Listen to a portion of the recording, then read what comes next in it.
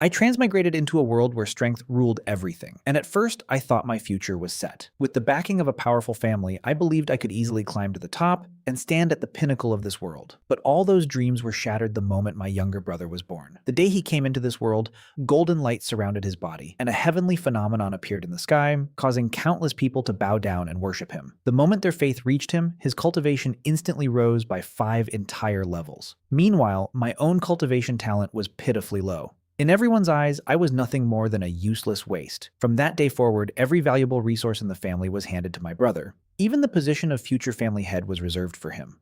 Worst of all, the marriage that had been arranged for me was immediately canceled. The humiliation burned deep inside my heart, and I couldn't help but shout the classic words, 30 years east of the river, 30 years west of the river, never underestimate a young man's potential. After all, I was a transmigrator. A broken engagement was practically the standard beginning for every protagonist. I thought a cheat ability would appear at any moment and completely change my fate. But days passed and nothing happened. No system, no treasure, no hidden master. Nothing at all. In the end, I could only accept reality.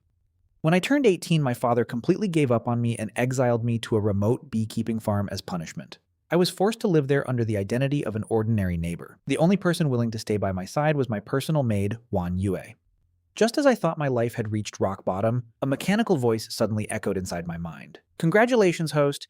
You have successfully become the useless one in the eyes of others. Daily intelligence system activated successfully. The system will randomly provide 2 pieces of information every day. Today's intelligence number 1, Chu Feng, a disciple of the Juhua sword sect, will discover an ancient remnant beast in the Hengduan Mountains 3 days from now. Click to view the specific location. Today's intelligence number 2.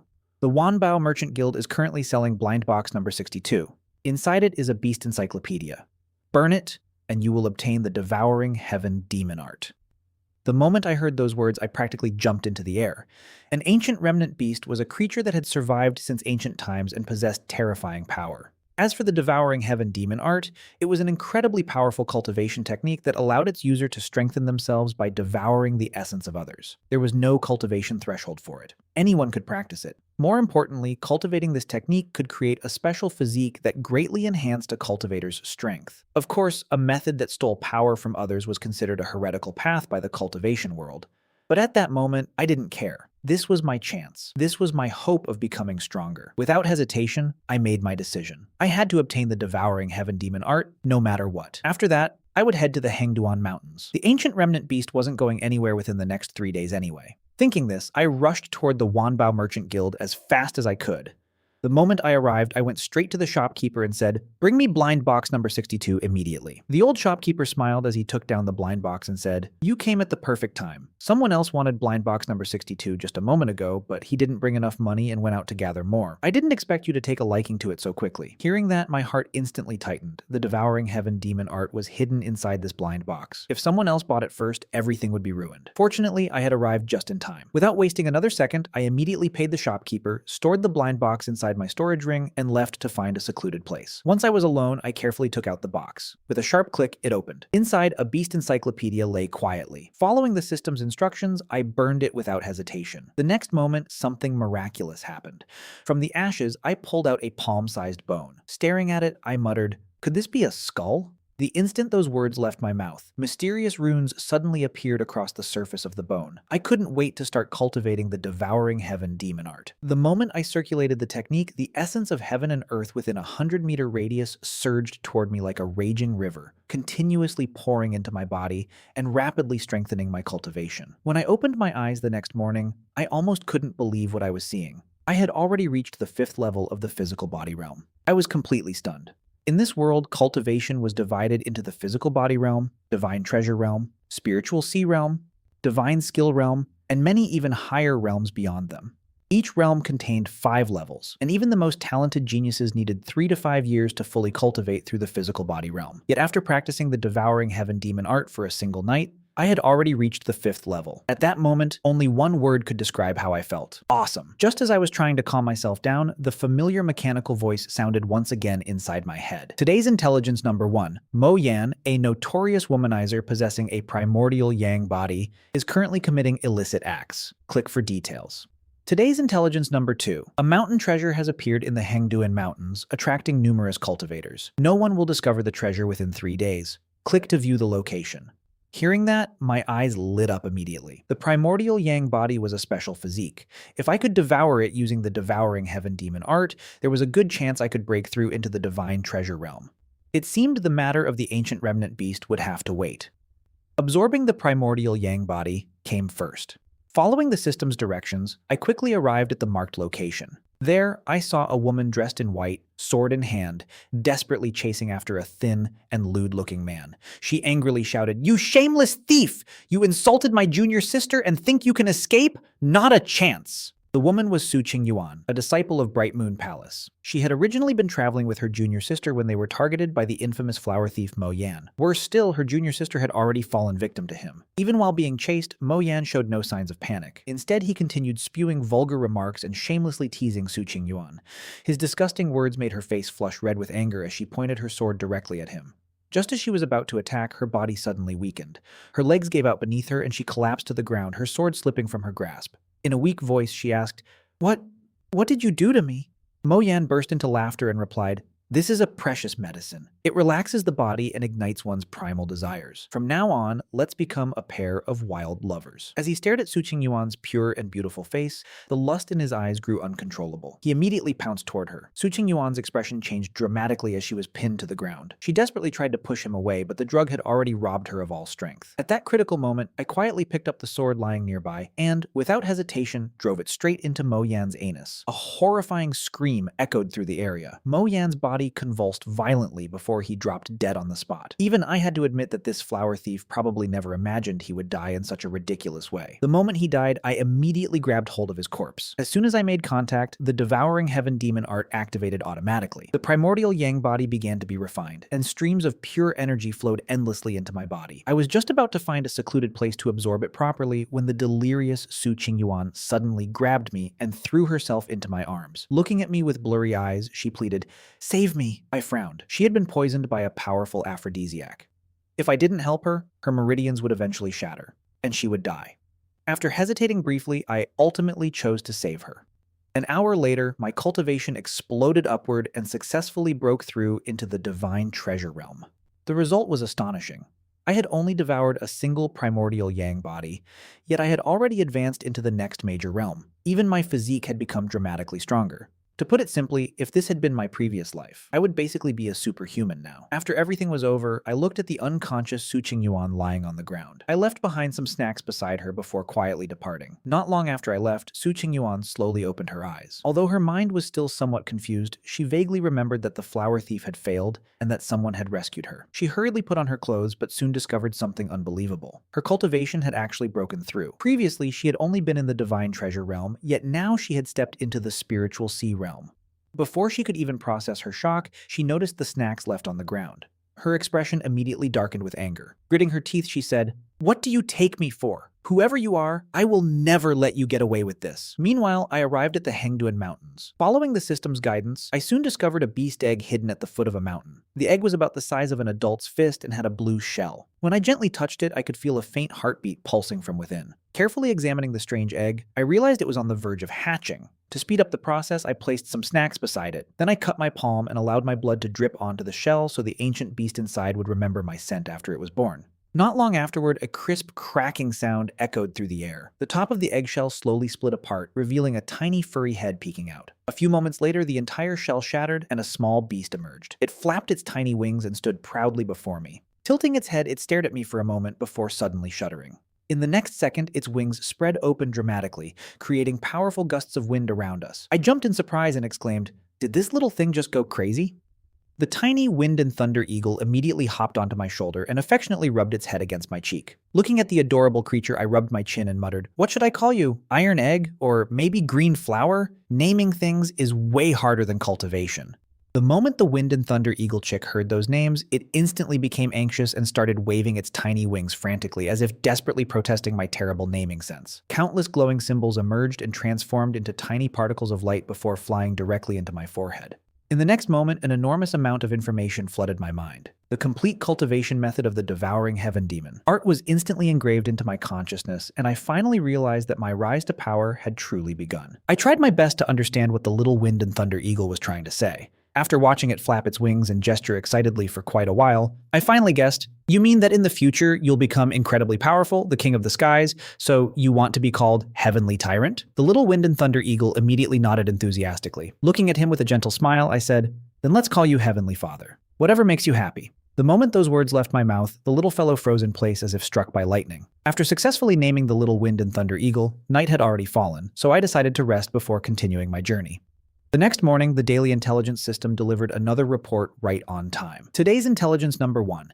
A torrential rainstorm has struck Shinian village, washing away a stone tablet covered in mysterious runes. By arranging these runes in a specific order, one can obtain the Human King's seal. Click here for the arrangement method. Today's intelligence number 2. An ancient tomb has appeared on Dayu Mountain and is currently being excavated by the Earth Dragon Gang. Click here for the tomb map. Looking at the information, I couldn't help but feel tempted. The Human King's seal was an incredibly powerful cultivation technique. Once fully mastered, its power was said to be capable of destroying heaven and earth itself. As for the ancient tomb, having a complete map would make exploring it much easier. Even so, I quickly made my decision. The mountain treasure came first. The other opportunities could wait. After entering the Hengduan Mountains, I immediately noticed traces of intense battles everywhere. The ground was scarred by attacks, and corpses of both cultivators and beasts were scattered across the area. Suddenly, a deafening rumble echoed through the mountains. It was obvious that cultivators and powerful beasts were fighting fiercely over the mountain treasure. Knowing my current strength wasn't enough to compete head-on, I proceeded cautiously and avoided every unnecessary conflict. In the cultivation world, humans were often far more dangerous than wild beasts. Following the system's directions, I carefully advanced toward the mountain treasure's location. Along the way, 2 middle-aged men approached from the distance. The moment I sensed their auras, my heart tightened. Both of them were actually experts of the spiritual sea realm. The younger-looking man frowned and said, "This mountain treasure has been hidden for so long. Could someone have already taken it?" The older man immediately shook his head and replied firmly, "Impossible. A mountain treasure is a spiritual object. If someone had obtained it, there would definitely have been a major disturbance. Keep searching. We'll find it eventually." The 2 men quickly continued their search. Their conversation reminded me of something important. If I obtained the treasure, I would need to disguise myself immediately and avoid drawing suspicion. Once they disappeared from sight, I swiftly headed toward the exact location indicated by the system. Thanks to the system's guidance, I found it almost instantly. The mountain treasure turned out to be a piece of lightning-struck wood. At first glance, it looked no different from an ordinary dead tree root. I gently touched it and immediately realized this was the treasure everyone was desperately searching for. No wonder nobody had discovered it. Without wasting time, I began digging. As the lightning-struck wood was completely unearthed, a brilliant beam of light shot straight into the sky. At the same time, a lifelike dragon shadow appeared above the mountains, instantly attracting the attention of every treasure hunter nearby. Cultivators from all directions rushed toward the source of the phenomenon. Acting quickly, I stored the mountain treasure inside my storage ring and immediately hid myself in a secluded area. Running out of the Hengduan Mountains now would only make me look suspicious. Instead, I waited until others arrived and then pretended I had only just gotten there, blending naturally into the crowd. Soon, a huge number of cultivators gathered around the location. The 2 spiritual Sea Realm brothers from earlier were among them as well. Seeing the empty spot where the treasure had once been, they regretted it so much that they slapped their thighs in frustration. At that moment, a sinister-looking middle-aged man stepped forward. The instant I sensed his aura, a chill ran down my spine. This man possessed the terrifying cultivation of the divine skill realm. Many cultivators immediately recognized him and whispered his name in fear. He was Chu Shayan, a notorious rogue cultivator known throughout the martial world. Chu Shayan glanced around coldly before saying, "Quiet, I have a question. After the mountain treasure appeared, did anyone see someone leaving the Hengduan Mountains?" Everyone shook their heads. No one had noticed anything unusual. Chu Shayan's gaze sharpened as he slowly looked around the crowd. "In that case, the person who obtained the mountain treasure is still here. Whoever took it should hand it over now. If I discover the truth myself, don't blame me for being ruthless." A quarter of an hour passed, yet nobody stepped forward. I remained hidden in an inconspicuous corner, silently observing everything. Nobody was stupid enough to voluntarily surrender a treasure they had risked their lives to obtain. Seeing no response, Chu Shayan's face darkened. "Everyone, take out your storage rings. I will personally inspect every single one." As he spoke, he secretly exchanged a glance with someone nearby. The next moment, another divine skill realm expert revealed his cultivation and released a powerful aura that suppressed everyone present. The crowd immediately erupted with anger. No one had expected 2 divine skill realm experts to secretly join forces for robbery. My expression became serious. I absolutely couldn't sit around and wait to die. Quietly activating the devouring heaven demon. "Art," I suddenly shouted, "Don't trust him. He's planning to rob all of us. Run!" The crowd instantly exploded into chaos. Cultivators scattered in every direction as panic spread through the area. Seeing their prey trying to escape, Chu Shayan and his ally immediately began slaughtering people. Taking advantage of the confusion, I desperately fled. Thankfully, the devouring heaven demon art could conceal my aura and weaken my presence, making me much harder to notice. Amid the sounds of battle and screams, I finally escaped from the Hengduan Mountains. Even then, I didn't dare stop. After running continuously for an entire hour, I finally collapsed beneath a large tree, breathing heavily. It had been far too close. I never expected Divine Skill Realm experts to be hiding among the treasure hunters. Fortunately, the mountain treasure was still safely in my possession. After calming down, I took out a map to check my location. To my surprise, I discovered that I wasn't far from Xinian Village. My eyes immediately lit up. Since I'm already this close, I might as well go investigate that stone tablet. Without hesitation, I set off for Xinian Village. The village itself was an ordinary mountain settlement where the residents survived through farming and hunting. Recently, a torrential rainstorm had triggered a massive mudslide. Although the village itself had escaped destruction, the farmland had been devastated, leaving the villagers without a livelihood. A nearby Taoist temple had sent people to provide disaster relief, and during their efforts, they discovered the mysterious stone tablet revealed by the landslide. When I finally arrived at Xinian Village, I immediately came across a group of Taoist priests. The young Taoist priests were completely captivated by the mysterious runes carved across the stone tablet. Only the old Taoist priest noticed my arrival. He immediately stepped forward and respectfully bowed to me before asking, "Sir, Xinian Village has just suffered a terrible natural disaster. May I ask what brings you here?" Putting on a sorrowful expression, I replied, "Taoist priest, I was merely passing through and hoped to ask for a bowl of water. I never expected to encounter such a tragedy here." The old priest warmly smiled and said, "Is that so? Then please come to our Qingfeng temple and rest for a while." I smiled back and intentionally steered the conversation toward the stone tablet. "Thank you for your kindness, Taoist priest, but I still have a long journey ahead of me, so I cannot stay." The old Taoist nodded before glancing at the tablet. He seemed completely unconcerned about guarding it and calmly explained, "When we came to help the villagers, we discovered that this very stone tablet had somehow protected the entire village. The runes engraved upon it are extremely mysterious and seem to hide a great secret. I can see that you are also a cultivator. If you are interested, feel free to study it. Perhaps you may gain some benefits." I was genuinely surprised by his generosity. In the cultivation world, such magnanimity was incredibly rare. Feeling grateful, I cupped my hands and said, "Thank you, master."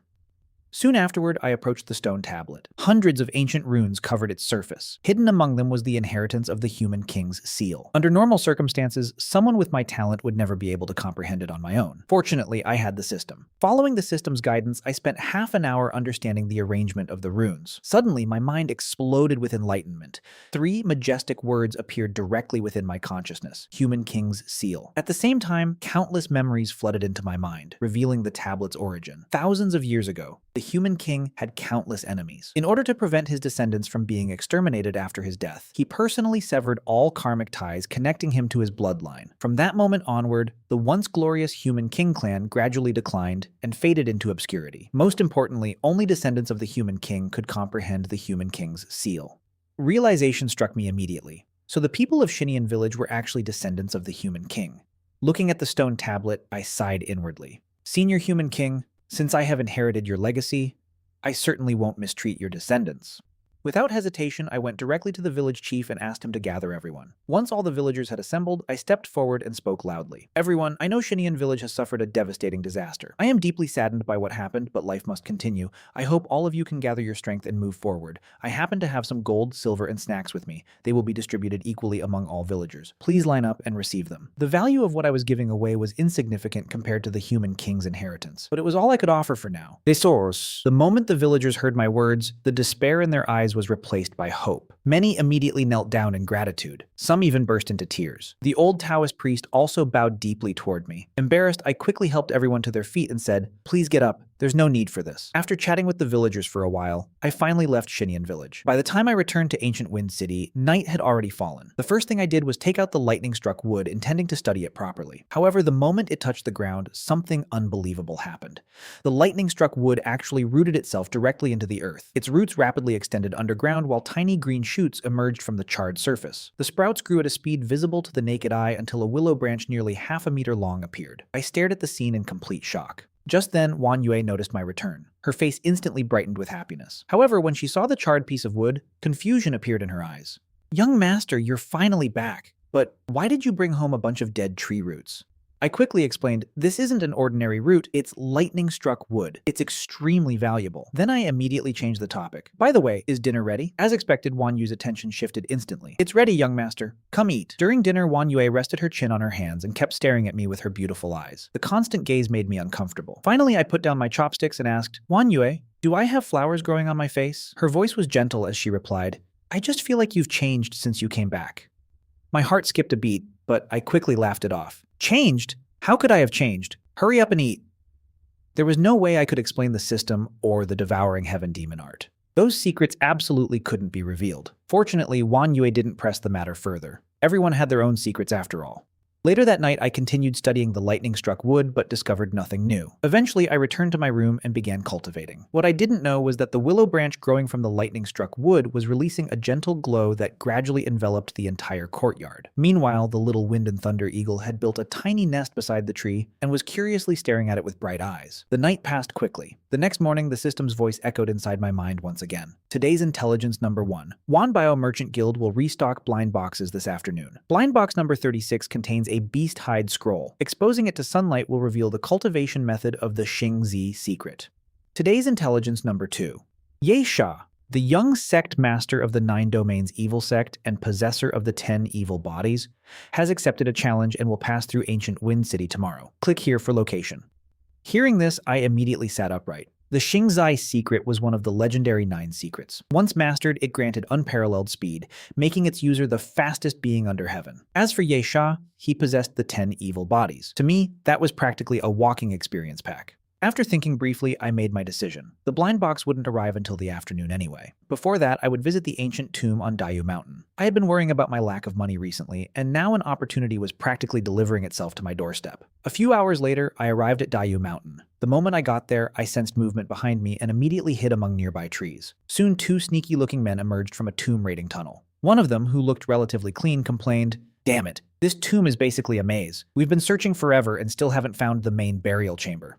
The other man, covered in soot, nodded in agreement. Exactly. The place is packed with traps and mechanisms. We've already lost a lot of people. I'm starting to wonder if it's worth continuing. Just then, an excited voice suddenly echoed from inside the tunnel. The boss found the correct route to the main burial chamber. Hearing that news, Earth Dragon gang leader Liu Biao immediately rushed into the tunnel. Seeing this, I decided to act as well. Thanks to the tomb map provided by the system, I didn't need to follow their route. Instead, I arrived at a mountain stream and jumped directly into the water. Hidden beneath it was a secret passage leading straight into the ancient tomb. Following the route, I quickly reached the main burial chamber. The sight before me instantly made me uneasy. A massive stone coffin hung suspended in the air by 4 chains. Countless suppressive runes covered its surface. Even the walls surrounding the chamber were plastered with yellow talismans intended to suppress evil spirits. Looking at the scene, I couldn't help but think, don't tell me this is one of those situations where a corpse turns into a zombie. What bothered me even more was that aside from the suppressive talismans, the burial chamber was completely empty. There wasn't a single treasure in sight. Frowning, I stared at the suspended coffin. Since I was already here, leaving empty-handed wasn't an option. I just prayed there wasn't actually a monster inside. Gathering my courage, I jumped onto the coffin and forced the lid open. The moment it opened, a delicate fragrance drifted into the air. My entire body instantly tensed. A normal coffin should smell of decay, not perfume. This was definitely abnormal. Inside lay a woman dressed in a crimson robe. She rested quietly as though asleep. Her beauty was breathtaking. Even in death, she looked incomparably elegant. Most frightening of all, a corpse-suppressing talisman was attached directly to her forehead. I swallowed nervously. Damn it, this has to be some terrifying ghost. Wiping cold sweat from my forehead, my eyes inevitably drifted toward the storage ring on her finger. After hesitating briefly, I muttered, "Sorry about this, but I've been a little short on money lately. Can I borrow your storage ring?" Without wasting another second, I quickly removed the ring, slammed the coffin shut, and ran out of the burial chamber without looking back. Sometime later, the Earth Dragon gang finally entered the main chamber. They immediately noticed the coffin had already been opened, but they paid no attention to the warning talismans and walked straight toward it. Liu Biao himself jumped onto the coffin and pushed the lid open. The moment he saw the beautiful corpse inside, his eyes changed. He unconsciously swallowed and reached out to pull away the red robe, intending to inspect the perfectly preserved body more closely. At that exact moment, a cold wind swept through the burial chamber. The corpse-suppressing talisman on the woman's forehead suddenly ignited and turned to ashes. Then the woman in red slowly opened her eyes. Liu Biao's face instantly turned pale. He turned to flee, but a cold hand had already pierced through his back and crushed his heart. He didn't even have time to scream. His body rapidly shriveled and withered. The horrifying scene terrified the remaining members of the Earth Dragon Gang. They desperately tried to escape, but not a single one survived. After killing everyone, the woman slowly touched the spot where her storage ring had once been. Her crimson eyes stared silently toward the direction in which I had fled. Meanwhile, I had already returned home and begun examining the contents of the storage ring. The sight left me speechless. Inside were nearly 100 cubic meters of supplies stacked like a mountain. There was even a piece of breathing soil, a bottle of dragon saliva, and spirit jade marrow. Without hesitation, I sprinkled the fist-sized breathing soil around the lightning-struck wood. Instantly, the charred tree trembled as a powerful life force surged through it. The half-meter willow branch rapidly expanded until it reached nearly 1 meter in length. Then something even more shocking happened. A branch suddenly broke off and transformed into a jade bracelet that voluntarily wrapped itself around my wrist. Smiling slightly, I said, "Is this your gift to me?" Then I turned my attention to the dragon saliva and carefully fed it to the little wind and thunder eagle resting beside me. This spiritual liquid was an incredible treasure for beasts. After finishing every drop, the little eagle immediately collapsed into a deep sleep as if drunk. Its body began growing at a visible rate, while its feathers gradually developed an iron-like metallic sheen. Finally, I drank the spirit jade marrow myself. A warm surge of spiritual energy exploded throughout my body. Activating the devouring heaven demon art, I refined every ounce of power without wasting even a single drop. Ordinary cultivators inevitably lost some spiritual energy during absorption, but my technique devoured everything completely. As a result, my cultivation smoothly broke through into the first level of the spiritual sea realm. Only now did I truly feel like I had stepped onto the path of cultivation. Even after the breakthrough, most of the spirit jade marrow still remained. At that moment, Wan Yue came out and called me for lunch. When she saw the changes in my body, her eyes suddenly turned red and tears began streaming down her cheeks.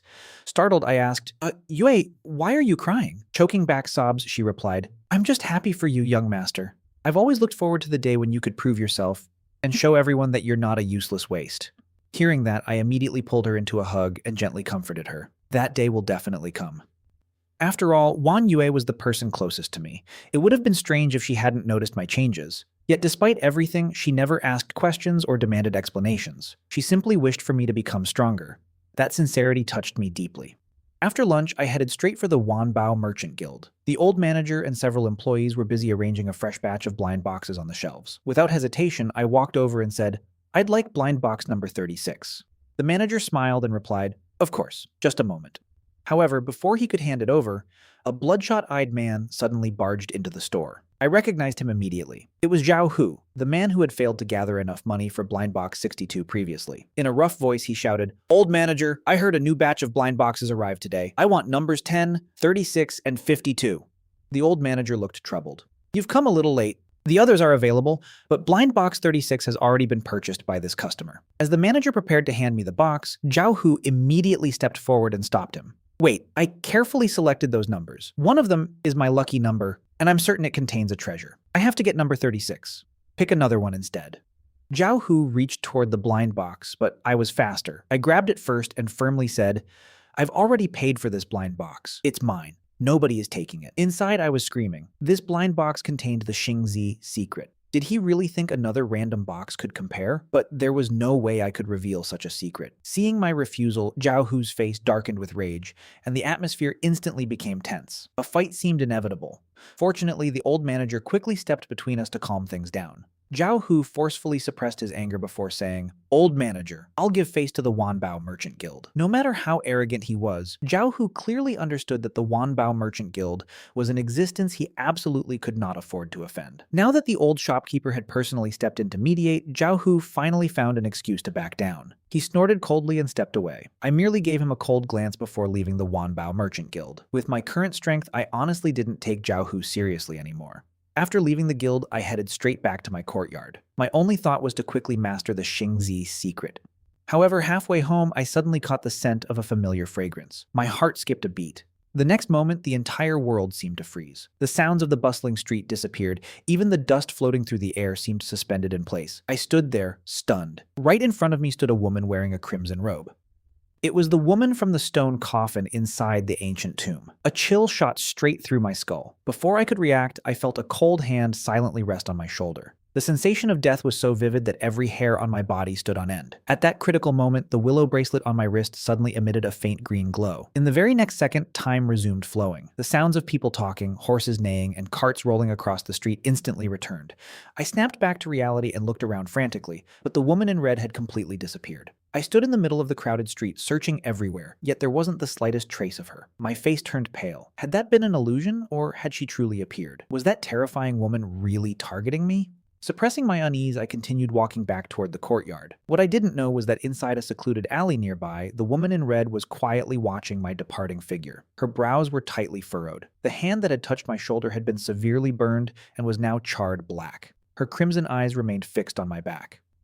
After a long moment, she moved like a ghost through the shadows and followed me all the way home. When she saw me push open the courtyard gate and enter the small yard enveloped by a faint halo of light, undisguised fear appeared on her face. She instinctively stepped backward twice before immediately turning around and disappearing into the darkness. The shadow vanished even faster than it had appeared.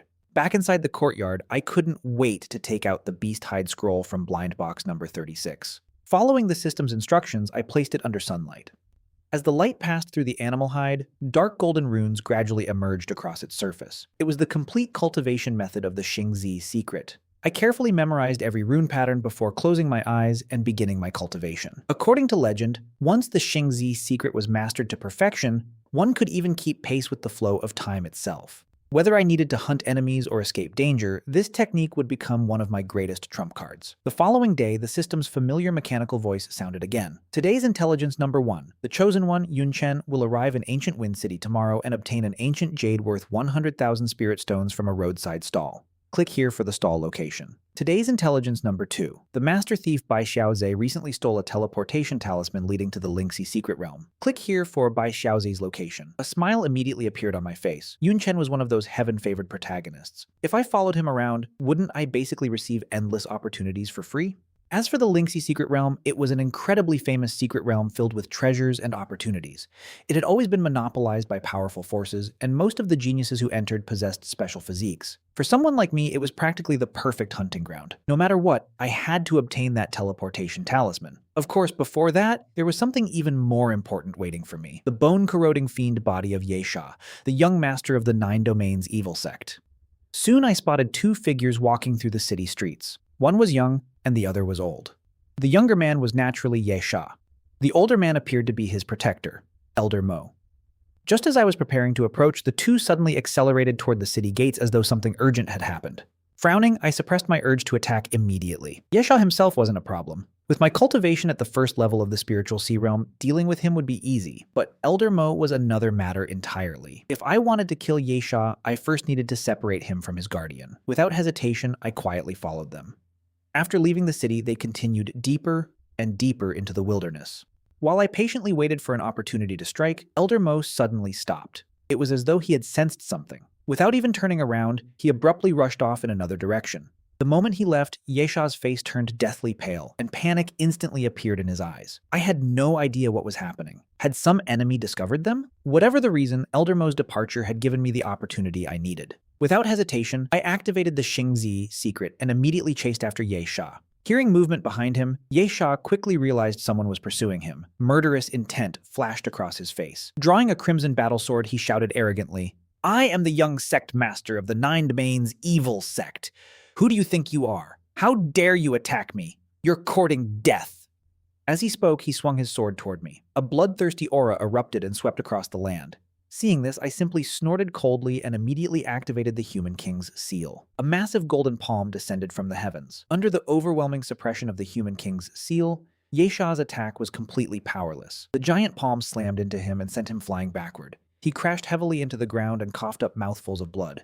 Judging by his condition, countless bones throughout his body had already shattered. Struggling to raise his head, Ye Sha looked at me in disbelief. Who are you?" I didn't waste time answering. I stepped forward and snapped his neck. Then I immediately left the area. The battle's disturbance wasn't small. It would undoubtedly attract nearby cultivators, and staying would only create unnecessary trouble. Soon I found a secluded mountain cave and began refining Yesha's bone-corroding fiend body. The devouring heaven demon art operated at full force. My spiritual power surged like a flood, continuously smashing through cultivation barriers. When I finally opened my eyes, I was pleasantly surprised. My cultivation had risen all the way to the 5th level of the spiritual sea realm. Although I had started cultivating much later than everyone else, the daily intelligence system allowed me to catch up at an unbelievable speed. Not only could I catch up, but I could eventually surpass them all. After leaving the cave, I checked Bai Xiaoze's location. By then, night had already fallen. At that moment, inside a ruined temple on Daiyu Mountain, Bai Xiaoze was teaching his disciples the art of thievery. His disciples listened attentively.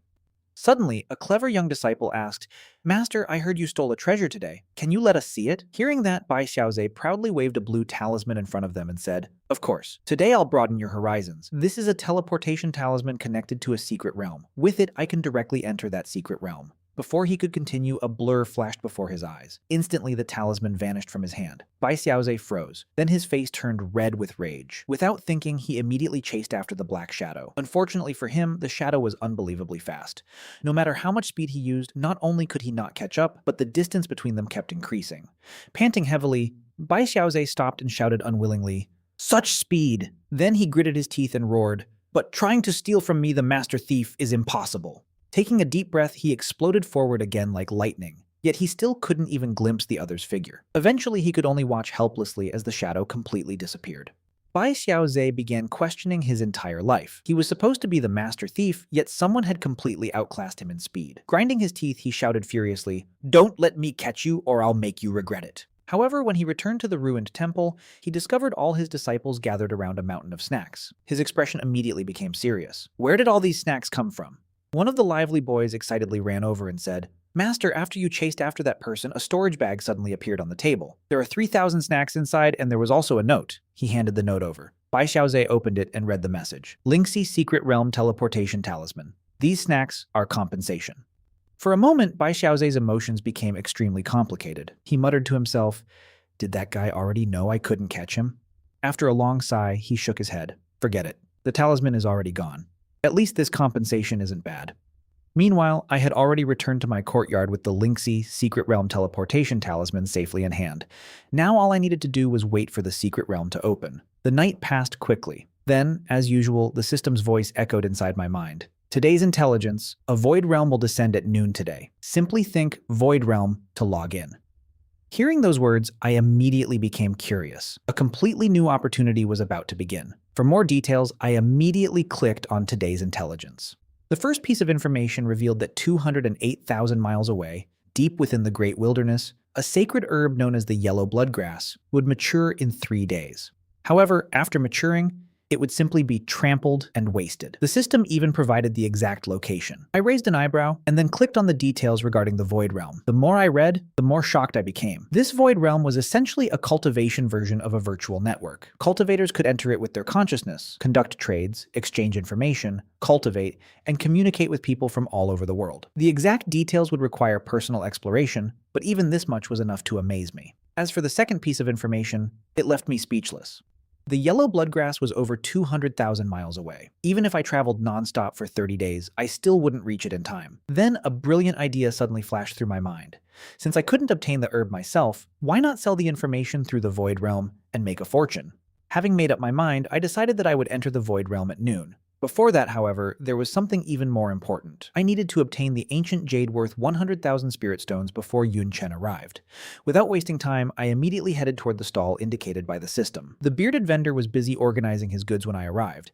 At a glance, I spotted the ancient jade hidden among the merchandise. Suppressing my excitement, I casually asked, "Boss, how much for this piece of jade?" The bearded vendor looked me up and down before replying, 500 spirit stones. Interested? I immediately widened my eyes and started bargaining. 500? Why don't you just rob people directly? This thing doesn't even look real. I'll give you 5 spirit stones. The vendor's expression changed instantly. Fine.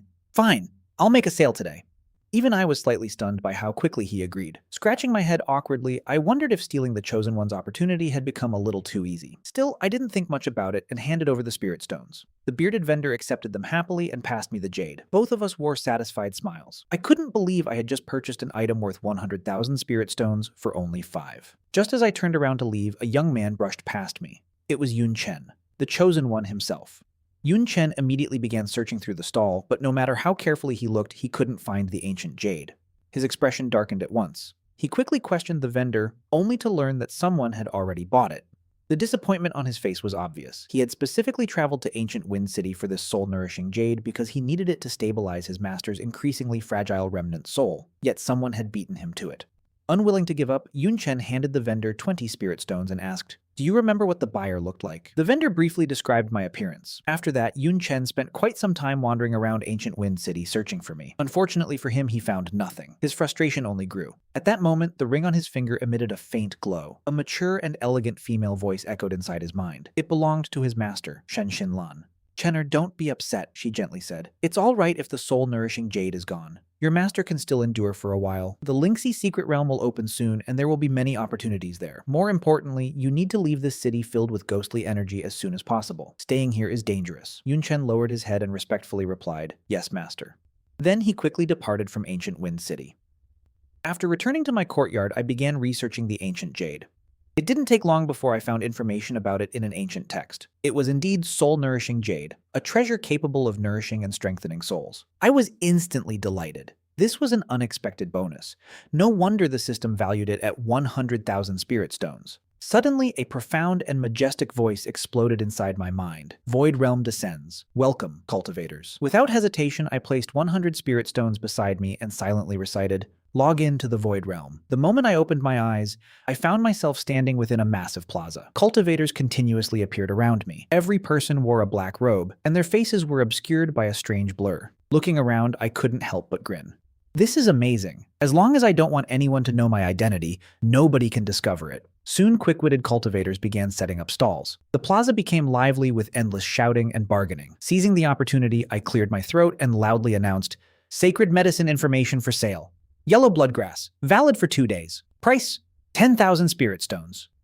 The entire plaza suddenly fell silent. Countless cultivators stared at me in disbelief. One person quickly stepped forward and asked anxiously, "A sacred medicine? That's a legendary treasure. Are you serious?" Remaining calm, I replied, "Want the information? 10,000 spirit stones. The information is only valid for 2 days." The cultivator immediately protested, "10,000 spirit stones? That's ridiculously expensive. You're only selling information, not the actual herb." The surrounding crowd quickly joined in and started complaining as well. Hearing them, I almost laughed. You're talking about a sacred medicine here.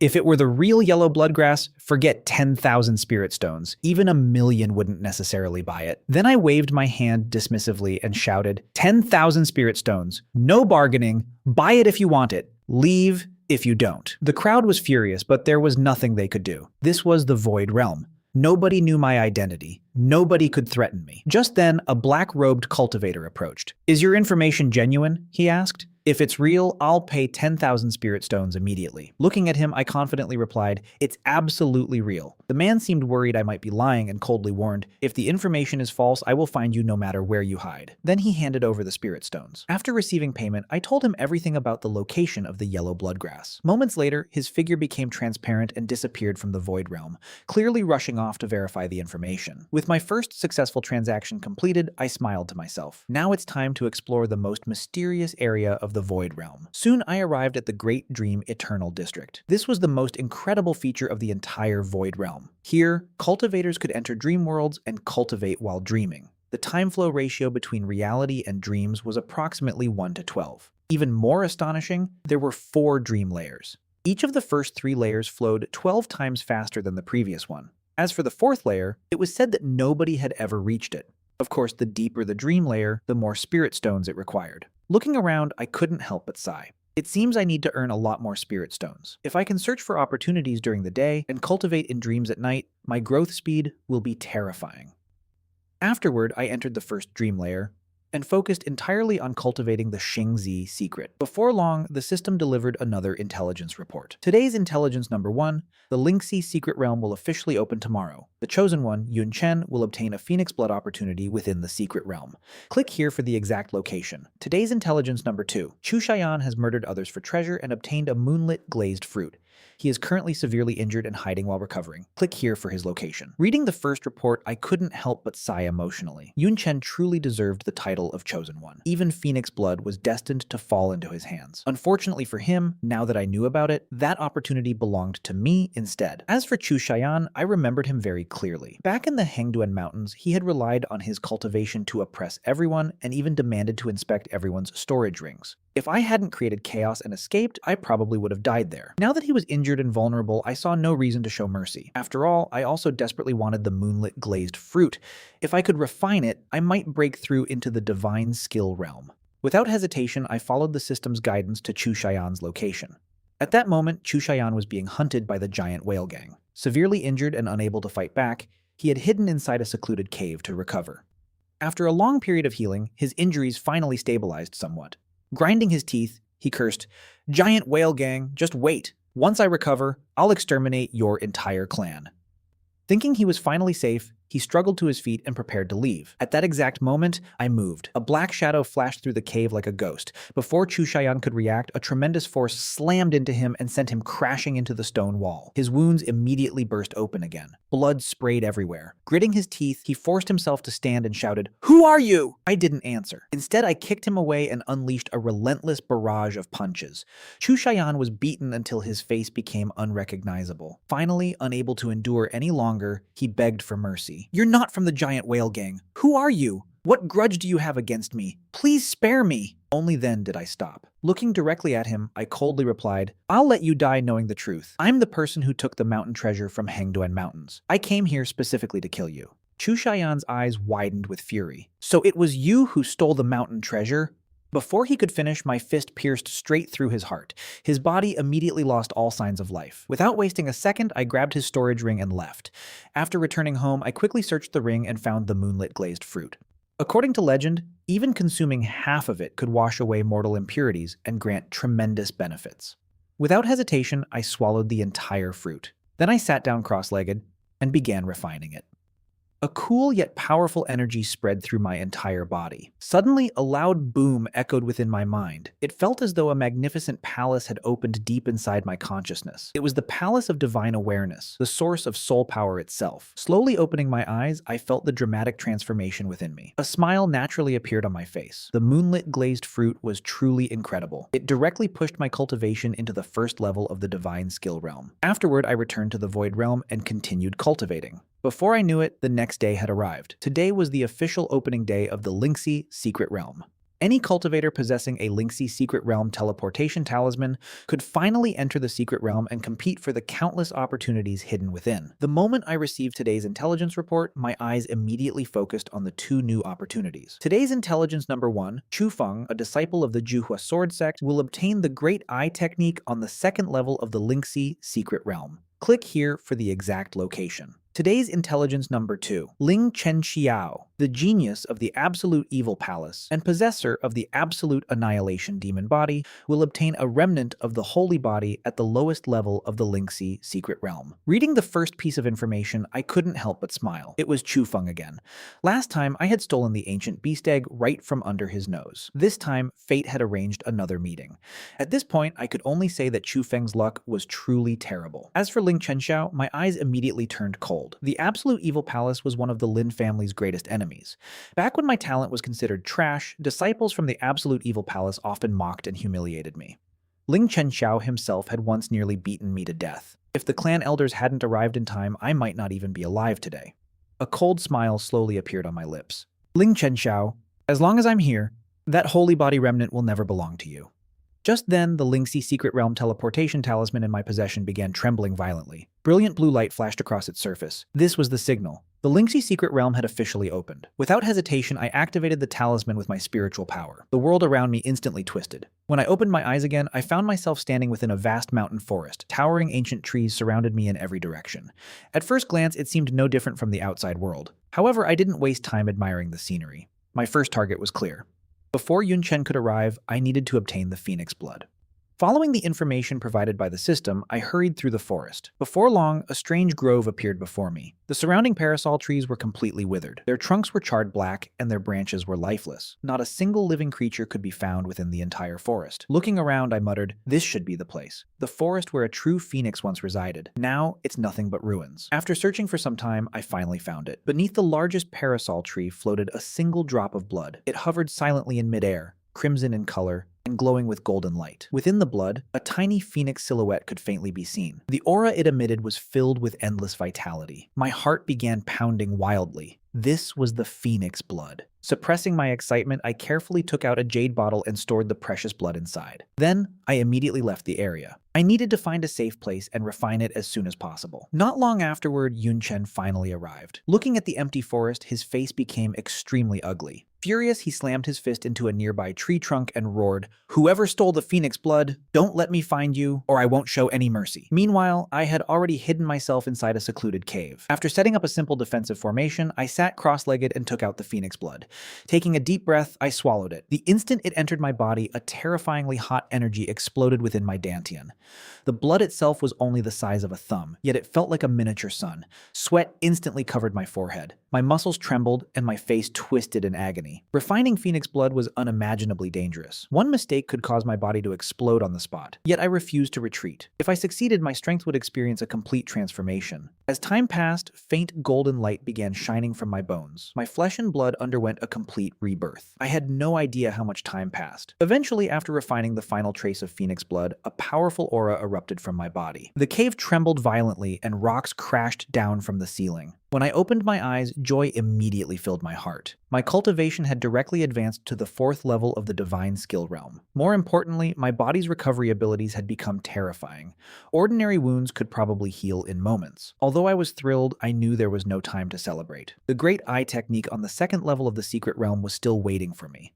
Without delay, I rushed toward the entrance to the 2nd level. Along the way, the sounds of battle suddenly caught my attention. Curious, I quietly approached and discovered Yun Chen confronting 2 rogue cultivators in a forest clearing. One of the rogue cultivators angrily shouted, "We found this soul-condensing lotus first. Now you're trying to take it by force? That's completely unreasonable." Yun Chen stood surrounded by crackling lightning. His expression was filled with arrogance as he coldly replied, "I am the one who decides what's reasonable. The soul-condensing lotus belongs to whoever is strong enough to take it. Even if it's already in your hands, if I want it, you'll hand it over. If you value your lives, leave immediately." The 2 rogue cultivators gritted their teeth in frustration. Their strength was far inferior to Yun Chen's. Just as they prepared to retreat, one of them suddenly widened his eyes and pointed behind Yun Chen. "Look, someone is taking the soul-condensing lotus," Yun Chen immediately sneered. "You really think I'm stupid enough to fall for such an obvious trick? You want me to look away so you can attack me?" At that exact moment, Shen Xinlin's voice rang out inside his mind. "Yun Chen, there really is someone taking it." Yun Chen's expression changed dramatically. He spun around and immediately saw a figure disappearing into the distance. The soul-condensing lotus was gone, completely gone. At that moment, Yun Chen nearly exploded from rage. First the soul-nourishing jade, then the phoenix blood. And now even the soul-condensing lotus had been stolen. Looking directly at me, he roared, "Bastard! You think you can steal my opportunities right in front of me? You're dreaming!" Lightning erupted from his body as he chased after me at full speed. Seeing this, I merely snorted. Activating the Xingzai secret to its fullest extent, my body instantly transformed into a blur. Within moments, Yun Chen couldn't even see my shadow anymore. His furious roar echoed through the forest. Smiling faintly, I stored away the soul-condensing lotus and continued moving forward. "Yun Chen, you're far too slow." Soon afterward, I arrived at the entrance to the 2nd level of the Lingxi secret realm, leaving Yun Chen standing behind with a pale and devastated expression. Clenching his fists, he said bitterly, "Master, I've lost him again. I couldn't even catch up. I don't even know who he is." Shen Xinlan sighed helplessly. "Yun Chen, don't be discouraged. This time, you simply have to accept defeat. If I'm not mistaken, that person is using one of the 9 secrets, the Xing secret. Furthermore, he still carries traces of unrefined phoenix blood. The person who stole the phoenix blood is undoubtedly the same individual." Hearing that only made Yun Chen feel worse. He had hoped his master would comfort him, but instead she confirmed his suspicions. His face darkened and his teeth ground together. No wonder even my thunderous 9 heavens couldn't catch him. Damn it! Secretly, he swore to kill the mysterious thief who had repeatedly stolen his opportunities. After shaking off Yun Chen, I entered the 2nd level of the secret realm. Unlike the forest above, this area was a vast underground labyrinth. Endless cave passages stretched in every direction. Fortunately, I already knew the exact location of the Great Eye technique. Meanwhile, Chufeng was still struggling through the maze while relying on a poorly drawn beast hide map. Because of the system's information, I reached my destination long before him. In the center of a massive cavern sat a skeleton in a meditative posture. Looking at the remains, I immediately recognized them. This should be the corpse of the great-eyed True Lord. Back when the Lingxi secret realm had still been a complete world, he was considered a top-tier expert. I never expected him to have died here. Respectfully cupping my fists, I bowed. Great-eyed True Lord, this junior pays his respects. My eyes then landed on a warm jade slip resting nearby. It contained the inheritance of the Great Eye technique. Without hesitation, I picked it up and prepared to leave. Just then, Chufeng arrived. The moment he saw me, he frowned slightly. Have we met somewhere before? My heart skipped a beat, but I casually waved my hand and replied, No, I don't know you. Then I calmly walked past him. I already had the Great Eye technique. There was no reason to fight. Chufeng stared at my departing figure, an uneasy feeling rising within him. He rushed into the cavern and searched everywhere, yet there was nothing left. His face instantly darkened. Damn it! Was the Great Eye technique taken by that person? Suddenly, realization struck him. Back in the Hengduan Mountains, he had encountered someone carrying the ancient beast he had been searching for. Now even the Great Eye technique had disappeared before he arrived. Chufeng's face twitched. Could it be that my fate is naturally incompatible with this guy? By then, I had already descended to the lowest level of the Lingxi secret realm. The surrounding cave walls were embedded with glowing blue crystals, making the entire area look like a ghostly underworld. At the center of the cavern lay an enormous corpse. Half of its body was embedded within a golden pedestal. Ancient runes covered the surrounding ground. Just as I was preparing to approach, another figure appeared. It was a young man wearing black robes and carrying a sinister expression. Ling Chenxiao, the genius of the absolute evil palace. At that moment, he was examining the holy body remnant with excitement. Smiling proudly, he said, So this is the holy body remnant the Lin family has searched for all these years. As expected, it's extraordinary. Even after countless years, the body remains perfectly preserved. Unfortunately for them, it now belongs to the absolute evil palace. Hearing those words, my expression instantly turned cold. The absolute evil palace and the Lin family were mortal enemies. Moreover, my family had always hoped to obtain this holy body remnant to help my younger brother strengthen his ancient holy body. There was absolutely no way I could allow Ling Chenxiao to take it. Just as he reached out to store the remnant away, I moved. My figure vanished from where I stood and instantly appeared beside him. Without hesitation, I drove my fist directly into his face. My punch landed squarely on Ling Chenxiao's face. Instantly, his features twisted out of shape as blood, broken teeth, and saliva sprayed through the air. His body flew backward like a rag doll before crashing violently into a stone wall. Rubble exploded everywhere. Struggling out from the shattered rocks, Ling Chenxiao's chest rose and fell violently as rage filled his eyes. You bastard! You dare ambush me! You're courting death! Before he could even finish speaking, he activated his absolute annihilation demon body. Endless demonic energy erupted from his body, accompanied by dark purple flames that swept toward me like a tidal wave. Seeing this, I immediately shouted, Human King's Seal! A gigantic golden palm appeared in the sky above us. Accompanied by the majestic phantom of the Human King, it descended with terrifying force. The overwhelming pressure instantly shattered Ling Chenxiao's attack. The giant palm slammed into him and smashed him deep into the stone wall once again. Blood sprayed from his mouth as cracks spread through the surrounding rock. This time, when he finally looked at me clearly, his pupils shrank violently. It's you, Lin Yue! Before he could react further, I appeared beside him in a flash. Grabbing his throat, I lifted him out of the crater and calmly said, Long time no see, Ling Chenxiao. Then I directly activated the Devouring Heaven demon art. Immediately, the power of the absolute annihilation demon body began flowing into me. Ling Chenxiao's expression changed dramatically. He could clearly feel his origin power being stripped away. What kind of technique is this? He screamed in horror.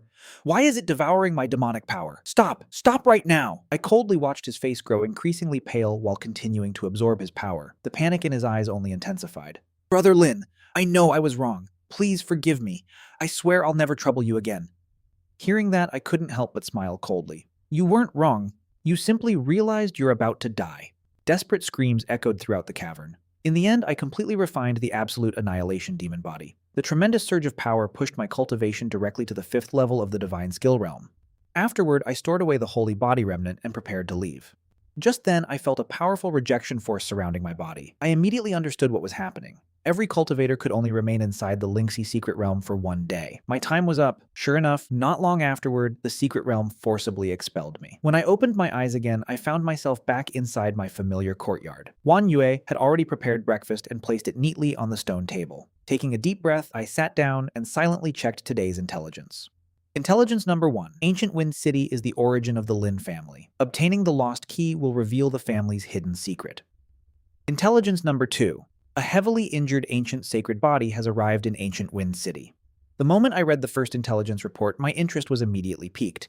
Of course, I knew Ancient Wind City was the ancestral birthplace of the Lin family, but I had never heard anything about a hidden secret or a lost key. Then my attention shifted to the second report. A heavily injured ancient sacred body? Could it be my younger brother, Lin Chen? If I wasn't mistaken, he had probably come to Ancient Wind City specifically to visit me. Although our statuses within the family were worlds apart, our relationship had always been surprisingly good. Just as Wan Yue and I were about to start eating, a familiar voice suddenly rang out behind me. "Brother, you're living quite comfortably." Turning around, I saw a handsome young man dressed in a moon-white robe. A dark jade pendant hung from his waist. It was Lin Chen. Wan Yue immediately stood up in surprise. "Second young master, when did you arrive? I'll go get another bowl and pair of chopsticks."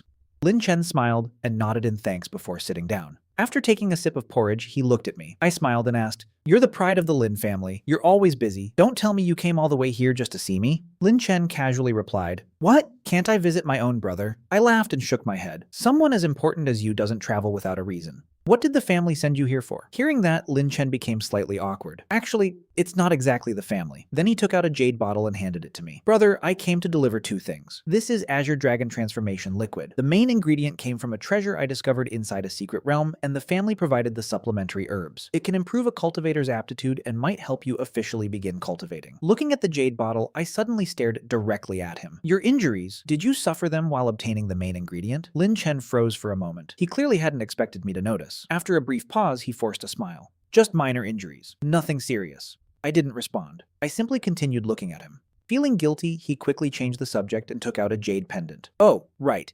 I also obtained this pendant during an ancestral investigation. Apparently, our Lin family has some connection to Ancient Wind City. Father said this pendant is the key to a certain secret and asked me to deliver it to you. Maybe you'll discover something." The moment I saw the jade pendant, my heartbeat quickened. Could this be the lost key mentioned by the system? Without hesitation, I accepted both the Azure Dragon Transformation Liquid and the pendant. Afterward, Lin Chen and I chatted casually for nearly half an hour. Eventually, he stood up and prepared to leave. Just as he reached the courtyard gate, I suddenly called out, "Wait!" Then I tossed a storage bag toward him. Lin Chen caught it instinctively. Looking confused, he opened it and immediately froze. His eyes widened in shock. "Brother, what is this?" Before he could say anything else, I raised a finger to my lips and made a silent gesture. "Keep it secret." Understanding instantly dawned on him. A bright smile spread across his face. "Brother, you're really hiding deeper than anyone." Inside the storage bag was the Holy Body Remnant. Before the opening of the Lingxi secret realm, the Absolute Evil Palace had publicly provoked the Lin family by claiming they would definitely obtain it. The entire family had been furious. Now, Ling Chenzhao had disappeared after entering the secret realm, while the Holy Body Remnant had mysteriously fallen into my hands. What had happened was obvious enough. Looking at the storage bag one last time, Lin Chen carefully put it away. Neither of us needed to say another word. Some secrets were best left unspoken. After sending my younger brother Lin Chen away, I immediately began studying the jade pendant he had given me. Following my instincts, I dripped a drop of essence blood onto its surface. The moment the blood touched the pendant, the Dijiang totem engraved upon it suddenly came alive. Brilliant light erupted from the jade pendant, and the surrounding space began to distort violently. At the same time, a stream of information flooded directly into my mind. The Dijiang jade pendant was actually a key. It could open hidden spatial nodes scattered throughout Ancient Wind City. Through these nodes, one could instantly travel to distant locations. Most shockingly, these spatial nodes connected all 3,000 states of the primordial ancient realm. The only limitation was that the jade pendant required a 3-day cooldown after each use. I couldn't help but gasp. This ability was simply heaven-defying. If I mastered these spatial nodes, I could travel wherever I wanted. A single state was already unimaginably vast. It was said that an ordinary person could spend their entire life traveling from south to north and still never reach the end.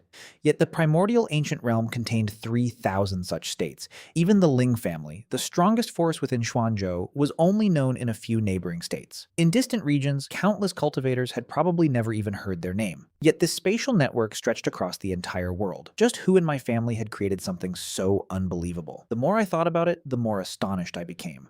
Soon I made my decision. Since the Dijiang Jade Pendant needed 3 days before it could be used, I would first deal with the treasures I had obtained from the Lingxi secret realm. Once the cooldown ended, I would use the Jade Pendant to explore other states. With a thought, I entered the Void Realm. Then I laid out all the rare materials and treasures I didn't need before loudly calling out like the other vendors. "Come take a look! Soul-nourishing ancient jade!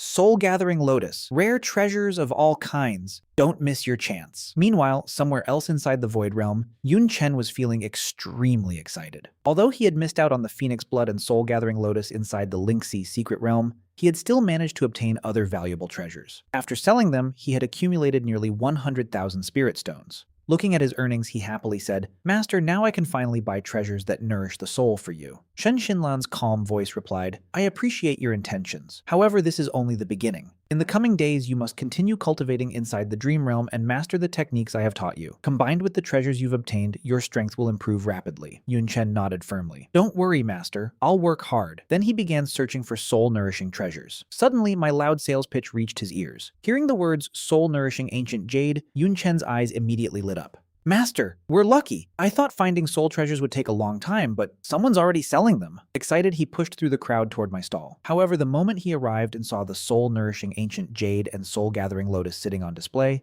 his face froze. At that moment, he immediately realized the truth. I was the one who had taken both opportunities from him. Forcing himself to remain calm, Yun Chen put on a friendly smile and said, "Fellow Taoist, it's impressive that you've managed to obtain 2 soul-nourishing treasures at once. I truly admire your abilities." Looking at the black-robed figure standing before my stall, I bluntly replied, "If you want a discount, just say it directly. Which treasure caught your eye? Don't try flattering me. It won't work." Hearing that, Yun Chen nearly choked. Suppressing his anger, he continued, "Actually, it's not the treasures I'm interested in. I'm interested in you. I'd really like to get to know you better." Instantly, I felt goosebumps all over my body. "Get lost," I snapped. "Stop saying creepy things." At those words, veins bulged on Yun Chen's forehead. His patience finally shattered. "Who do you think you are?" he roared. "I've been putting up with you for long enough." Without hesitation, I fired back. "What's wrong with you? I'm just running a stall. First you harass me, now you're insulting me. Are you stupid?" Yun Chen nearly exploded. "Tell me your real identity." "No." "Tell me." Still no. At that point, Yun Chen looked like he was about to cough up blood. It felt as though every punch he threw landed on empty air. The argument quickly attracted a large crowd. Seeing the opportunity, I immediately ignored him and started promoting my merchandise even louder. "Everyone, come take a look. High-quality treasures at reasonable prices. First come, first served." The crowd quickly gathered around my stall. Several cultivators began inspecting the goods. One of them even started helping me advertise. "The soul-nourishing ancient jade and soul-gathering lotus are genuine. These are excellent treasures." Another cultivator chimed in, "I was just looking for something to nourish my soul. This is perfect." The customers began buying items one after another. Meanwhile, Yun Chen could only stand there helplessly. He desperately needed the soul-nourishing ancient jade. His master's remnant soul was growing weaker every day. The soul-gathering lotus could only temporarily alleviate the problem. The soul-nourishing ancient jade was the real solution. Yet despite his hatred toward me, he had no choice but to buy it. Just as he prepared to make a purchase, another black-robed cultivator suddenly shouted, "Hey, why are you trying to steal the soul-nourishing ancient jade from me, you pervert?" Yun Chen nearly exploded. "You're the pervert. Your whole family is made of perverts." He was already furious with me, and now strangers were calling him a pervert. His mental state completely collapsed. I was about to enjoy the spectacle when Yun Chen abruptly logged out of the Void Realm in frustration. What I didn't know was that when he opened his eyes inside an inn room, all the grievances he had accumulated finally erupted. Not only had he failed to discover my identity, but he had also been publicly humiliated and mistaken for a pervert. He had never suffered such a loss in his life. In the end, Yun Chen actually cried. Wiping away his tears, he gritted his teeth and muttered, "A real man doesn't cry easily. I'll endure this for now. Just wait. One day, I'll find out who you are." Meanwhile, all the treasures at my stall sold out completely. Satisfied with my profits, I logged out of the Void Realm and returned home. There was still one final thing to do.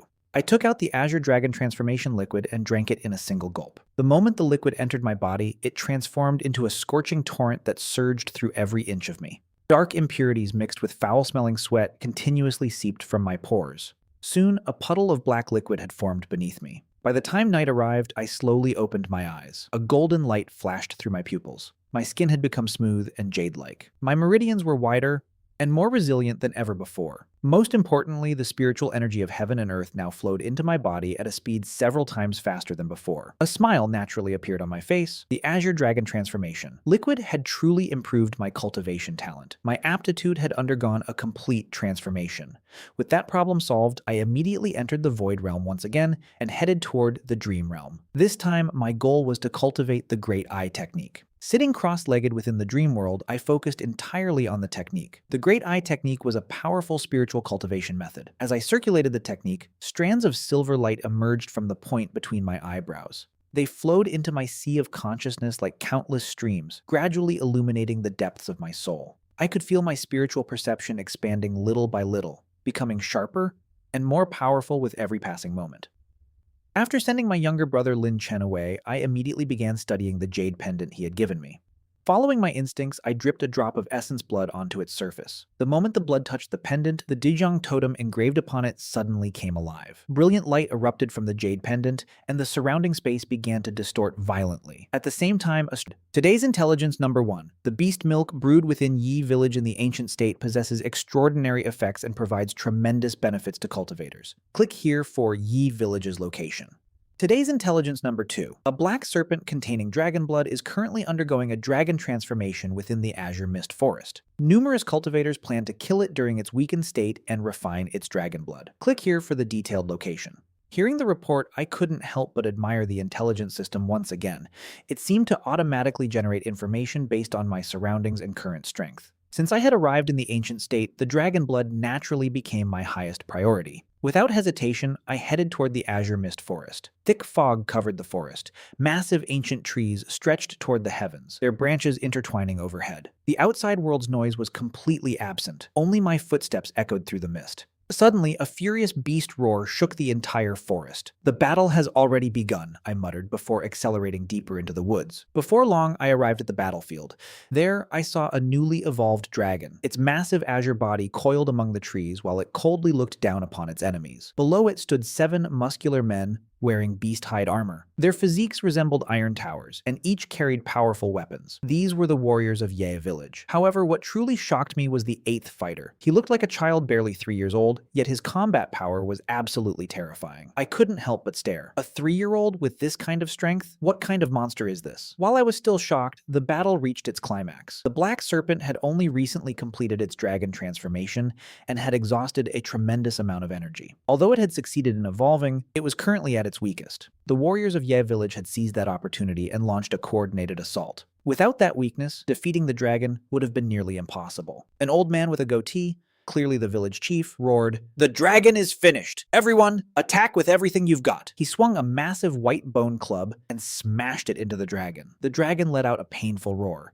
The other warriors immediately followed up with their own attacks. Weapons struck its body one after another. Eventually, the dragon released one final, mournful cry before collapsing lifelessly onto the ground. Looking at the enormous corpse, the old village chief finally let out a relieved sigh.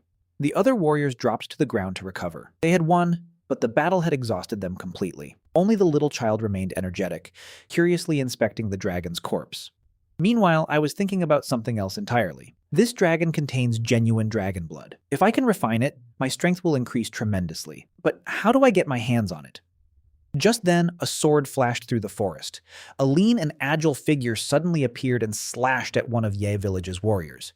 The attack was so fast that the victim had no time to react. He was instantly cut in half. The horrifying scene froze everyone in place. The little child stared at the fallen warrior and let out a sorrowful cry. It seemed the dead man was his third uncle. At that moment, more enemies burst from the surrounding forest. "Kill all the people of Yi village!" a furious voice roared. More than a dozen warriors charged forward. They belonged to Kimura village. A brutal battle immediately erupted. Unfortunately, the people of Ye village had already exhausted themselves fighting the dragon. Not only were they weakened, but they were also outnumbered. They quickly fell into a disadvantage. Looking at the situation, the old village chief gritted his teeth in frustration. "Damn it! We used all our strength fighting the dragon." He knew they couldn't continue. If they stayed, they would all die. Reluctantly, he ordered a retreat. The warriors of Ye village withdrew while the people of Kimura village erupted in cheers. They had obtained the dragon without doing any of the hard work. Smiling triumphantly, the chief of Kimura village walked toward the dragon corpse. "Let's take it back," the others eagerly agreed. However, just as they prepared to move the corpse, they discovered something unbelievable. The dragon had vanished. Every member of Kimura village immediately began searching frantically. What they didn't know was that I had already stolen the dragon during the chaos and escaped far into the forest. After finding a secluded location, I placed the dragon corpse before me and smiled. Since this dragon can be refined into dragon blood, why not devour the whole thing? Sitting cross-legged, I activated the Devouring Heaven demon art. A powerful suction force erupted from my body. The dragon's flesh visibly withered as countless strands of pure azure energy flowed into me. Almost immediately, overwhelming pain exploded throughout my body. The power contained within the dragon far exceeded my expectations. My entire body trembled. Every bone felt as though it was being crushed and reforged. Yet I refused to stop. Using sheer willpower, I continued refining the dragon's essence. A full day and night passed. By the end, the enormous dragon corpse had become nothing more than an empty shell. Slowly opening my eyes, I felt an unprecedented power surging through me. My cultivation had broken through continuously until it reached the second level of the true spirit realm. More importantly, when I circulated my spiritual power, countless fine scales appeared across my body. Golden light radiated from them, dramatically increasing my defense. At that moment, the system delivered another intelligence report. Today's intelligence number 1. Tomorrow, Yiguying, a disciple of Sword God Mountain, will obtain an ancient sword with a tremendous origin from a weapon shop. This sword will play a major role in his rise to greatness. Click here for the sword's location. Today's intelligence number 2. This afternoon, the Shengyuan Chamber of Commerce in Fengbo City will hold an auction. One of the auction items is severely undervalued. It is actually the remnant root of an immortal medicine. The Yang family patriarch later used it to extend his lifespan by 2,000 years and restore himself to his peak state. The moment I heard that, my eyes lit up. The ancient sword absolutely had to be intercepted. As for the remnant root of an immortal medicine, that was even more valuable. Immortal medicines were legendary treasures. Even a leftover root fragment was unimaginably precious. Since nobody recognized its true value, I could acquire it at a bargain price. However, the auction wouldn't begin until the afternoon. That gave me enough time to investigate Ye Village first. After all, I was extremely curious about what made their beast milk so special. Ye Village turned out to be an ancient settlement hidden deep within the wilderness. Every villager survived through hunting. Men, women, and even children possessed astonishing physical strength. Unfortunately, because of the previous attack from Kimura Village, many villagers had been injured or killed. The entire village was preparing for war. Rather than entering openly, I waited until the warriors left before quietly sneaking inside. The rich aroma of milk immediately filled the air. Following the scent, I eventually arrived at a house where a large pot of beast milk was simmering. Various medicinal herbs had been added to it. Even a single breath of its fragrance made my mind feel refreshed. No wonder the system recommended this, I thought. Without hesitation, I stored the entire pot inside my storage ring. At that exact moment, a childish voice suddenly rang out behind me. "Big brother, that's my beast milk!" Looking down, I saw the little child from earlier, the same 3-year-old warrior who had fought the dragon. He was holding a giant gourd nearly taller than himself while staring at the missing pot. Being caught red-handed was admittedly a little embarrassing. Even so, I shamelessly replied, "You're still too young to appreciate this beast milk. Big brother will drink it for you." Then I left behind a pile of snacks and immediately fled. The little boy stared blankly at the spot where his milk had disappeared. Then he looked at the strange snacks I had left behind. He had no idea what snacks were. All he knew was that his milk had vanished right in front of his eyes. To him, it felt like the entire world had collapsed. Moments later, his loud cries echoed throughout Ye Village. Soon the villagers rushed over and learned that someone had stolen the child's milk. Several of them immediately became furious. "Who would do such a thing?" one villager shouted. "Stealing a child's milk? That's completely shameless." Another angrily added, "If we catch him, we'll never let him go." However, after they noticed the pile of snacks I had left behind, their attitudes softened considerably. One villager awkwardly coughed and said, "Well, at least the thief left compensation." Another nodded. "That's true. Maybe he isn't completely heartless." In the end, they decided to brew another pot of beast milk for the little boy. Unfortunately, by then, his stomach was already growling loudly with hunger. Not only did the little guy lose his precious beast milk, but the villagers refused to stand up for him as well. He felt so wronged that he cried, screamed, and threw a tantrum so intense that he nearly turned the entire village upside down. The villagers could only complain helplessly, saying, "You at least could have left some for the little guy. You even stole the pot. How shameless can you be?" Of course, I had absolutely no idea that stealing a single pot of beast milk had caused such chaos in Yi Village. At that moment, I was staring curiously at the beast milk and thinking, let me see what's so special about this stuff. I lifted the pot and took a sip. The instant the milk entered my stomach, a warm and burning sensation spread throughout my entire body, flowing through every limb and meridian. My eyes widened in surprise. No way! This beast milk actually has effects like this? Not only could it strengthen the body, but it could also improve a cultivator's aptitude. Suddenly, everything made sense. No wonder that little kid was so ridiculously strong. Then another thought crossed my mind. After the auction, I need another pot of this stuff. I truly hadn't expected such a small and remote village to produce something this effective. Of course, compared to the Azure Dragon Transformation Liquid, its quality was much lower, but the Azure Dragon Transformation Liquid was an extremely precious treasure, while Ye Village could continuously brew this beast milk in large quantities. The more I thought about it, the more interested I became. If the milk itself is this incredible, imagine how valuable the recipe must be. I decided that after the auction, I would definitely return to Ye Village and investigate further. With that thought in mind, I headed directly to the Shengyuan Chamber of Commerce. Every participant received a black robe capable of concealing their appearance and aura, ensuring everyone's safety during the auction. After entering the auction hall, I quietly found a seat in a corner and waited. Soon the auction officially began. The first item was a first-grade martial skill called Gale Palm. Numerous cultivators immediately started bidding fiercely, but I couldn't care less. Every cultivation technique I possessed was among the finest in existence. Something like Gale Palm wasn't even worth a glance. I had only come here for one thing: the remnant root of the immortal medicine. As the auction continued, one treasure after another appeared on stage. I remained completely indifferent until a peculiar herb was finally presented. The elderly auctioneer introduced it with excitement. This is the panlong root, a precious herb hundreds of years old. Consuming even a small portion will fill a man's body with vigorous energy for an entire day. It is considered a divine treasure for Taoist couples. The starting price is 3,000 spirit stones. As soon as the bidding opened, numerous cultivators immediately became interested. In a short time, the price climbed to 7,000 spirit stones. Meanwhile, in one of the VIP areas, a petite young woman looked toward the tall man sitting beside her and said seriously, "Uncle, this panlong root is extraordinary. You absolutely must get it." The man's name was Liang Heng. He coughed awkwardly and replied, "Careful what you say. Your uncle is full of vigor. I don't need this kind of herb." Although he actually did have certain difficulties in that department, there was no way he would admit such a thing in front of his niece. For a moment, he felt extremely embarrassed. Unexpectedly, Liangxi continued in a serious tone. "Uncle, this isn't really a panlong root. According to my golden eyes, it's actually the remnant root of an ancient immortal herb.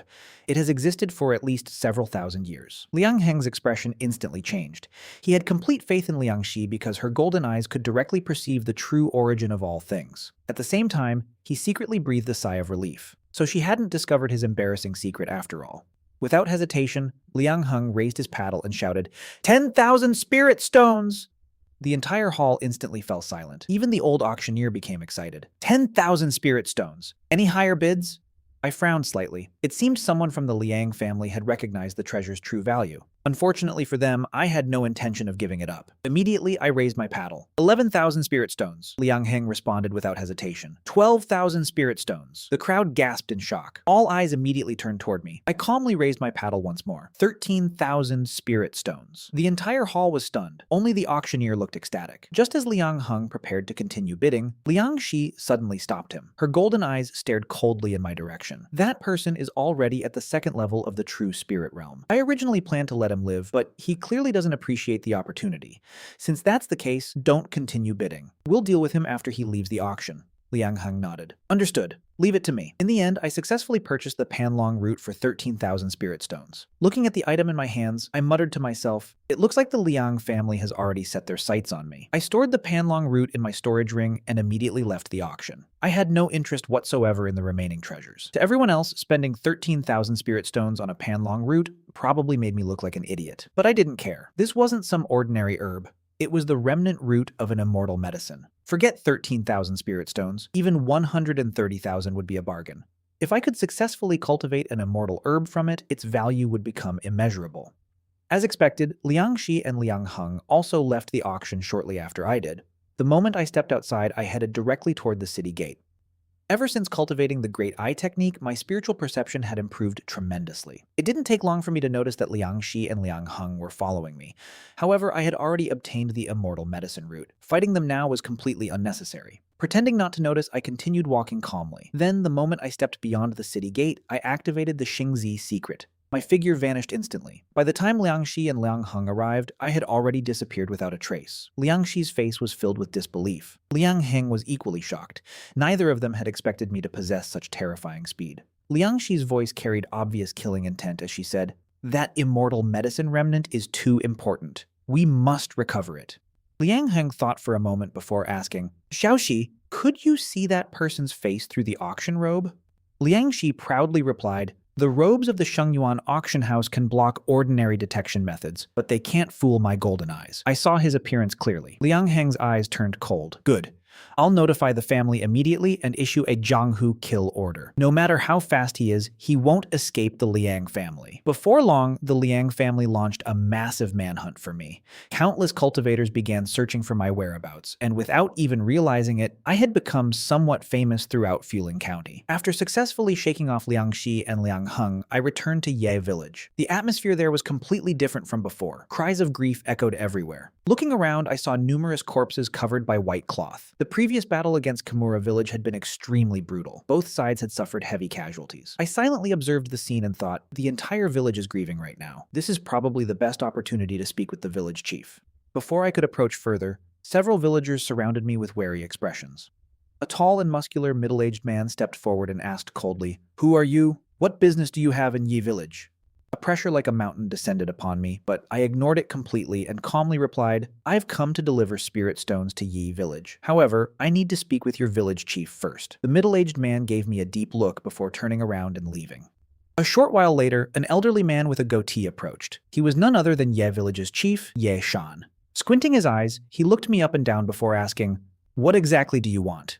I decided not to waste time with pleasantries. "I'll be honest, I want the recipe for your beast milk." Ye Shan immediately waved his hand. "Impossible. The beast milk recipe is one of Ye village's greatest secrets. No amount of spirit stones can buy it. If that's all you came for, you can leave." Looking at him, I calmly replied, "Your village survives through hunting, yet many of your people are dead or injured. You need spirit stones to heal the wounded and support the families of the fallen. Without hunters, how will the village survive?" Ye Shan visibly hesitated. However, he still shook his head. "That is our problem. The recipe is not for sale." Seeing that I was about to be thrown out, I suddenly shouted, 100,000 spirit stones! The entire village instantly fell silent. Even Ye Shan froze. After several moments, he forced himself to remain calm and replied, 150,000 spirit stones. The surrounding villagers almost fainted. In their eyes, the village chief had completely lost his mind. Who would pay 150,000 spirit stones for a milk recipe? I deliberately revealed a disappointed expression. 150,000 is too much. I only have 110,000 spirit stones. It seems I can't buy it after all. Then I turned around and pretended to leave. The villagers immediately looked nervously toward Ye Shan. A few moments later, the old chief finally gave in and shouted, "Wait! 110,000 spirit stones. Deal." Just like that, I successfully obtained the recipe. Both sides were overjoyed. For Ye village, 110,000 spirit stones was an unimaginable fortune. It would allow them to compensate the families of the dead, treat the wounded, and secure the village's future. As for me, I now had a stable source of beast milk. My physique and cultivation talent would continue improving indefinitely. Later, during my conversation with Ye Shan, he eventually discovered that I was the shameless thief who had stolen an entire pot of beast milk and made the little kid cry until the whole village could hear him. But now that I had become Ye village's honored guest, nobody cared about that anymore. Just as village chief Ye Shan was preparing to warmly entertain me with beast milk, a fresh pot was already simmering over the fire. The rich fragrance drifted through the air, and beside the pot stood a small, chubby figure guarding it with all his might. His pink little face was filled with anticipation because he would soon be able to drink his beloved beast milk. Last time, he hadn't guarded the pot properly, and a bad guy had stolen it. This time, he was determined not to let that happen again. Suddenly, footsteps approached. It was none other than village chief Ye Shan. Looking at the little boy, Ye Shan smiled warmly and picked him up. "My precious grandson, what are you doing here?" The little boy replied in a childish voice, "Grandpa, last time a bad guy stole my beast milk. This time I won't let any bad guys steal it again." If any normal 3-year-old had said those words, everyone would have laughed. But this little fellow was different. He genuinely had the strength to protect the milk himself. Hearing him, Ye Shan immediately looked embarrassed. "Grandson, an important guest has arrived in our village. Grandpa wants to use some beast milk to entertain him." The little boy obediently nodded and said, "Okay, Grandpa." Then he quickly brought over a large bowl. Just as he was about to fill it with milk, he paused. The bowl seemed a little too large. After thinking for a moment, he swapped it for a smaller bowl. Then he hesitated again. It still seemed too big. Eventually, he brought out an extremely tiny cup and carefully filled it with a sip-sized amount of beast milk. Holding the tiny cup up proudly, he looked at his grandfather. Seeing this scene, Ye Shan's heart melted. "Ah, my grandson is so sensible." Smiling warmly, Ye Shan patted the little boy's head and then picked up the entire pot of beast milk before leaving. The moment his grandfather disappeared with the pot, the little boy froze. Then his entire world collapsed. The tiny cup slipped from his hands and shattered on the ground. What he had meant was for his grandfather to use the milk in the tiny cup to entertain the guest. Instead, Ye Shan had misunderstood and taken away the entire pot. Instantly, the little boy burst into tears once again. Meanwhile, I had absolutely no idea about his tragedy. I spent quite some time happily enjoying the beast milk. After finishing, I sincerely thanked Ye Shan and said, "Village chief, thank you for your hospitality." Ye Shan smiled and waved his hand. "You're too polite. Feel free to visit again anytime." Both of us were extremely satisfied. The only unhappy person in all of Ye village was the little boy whose world had just shattered for the second time.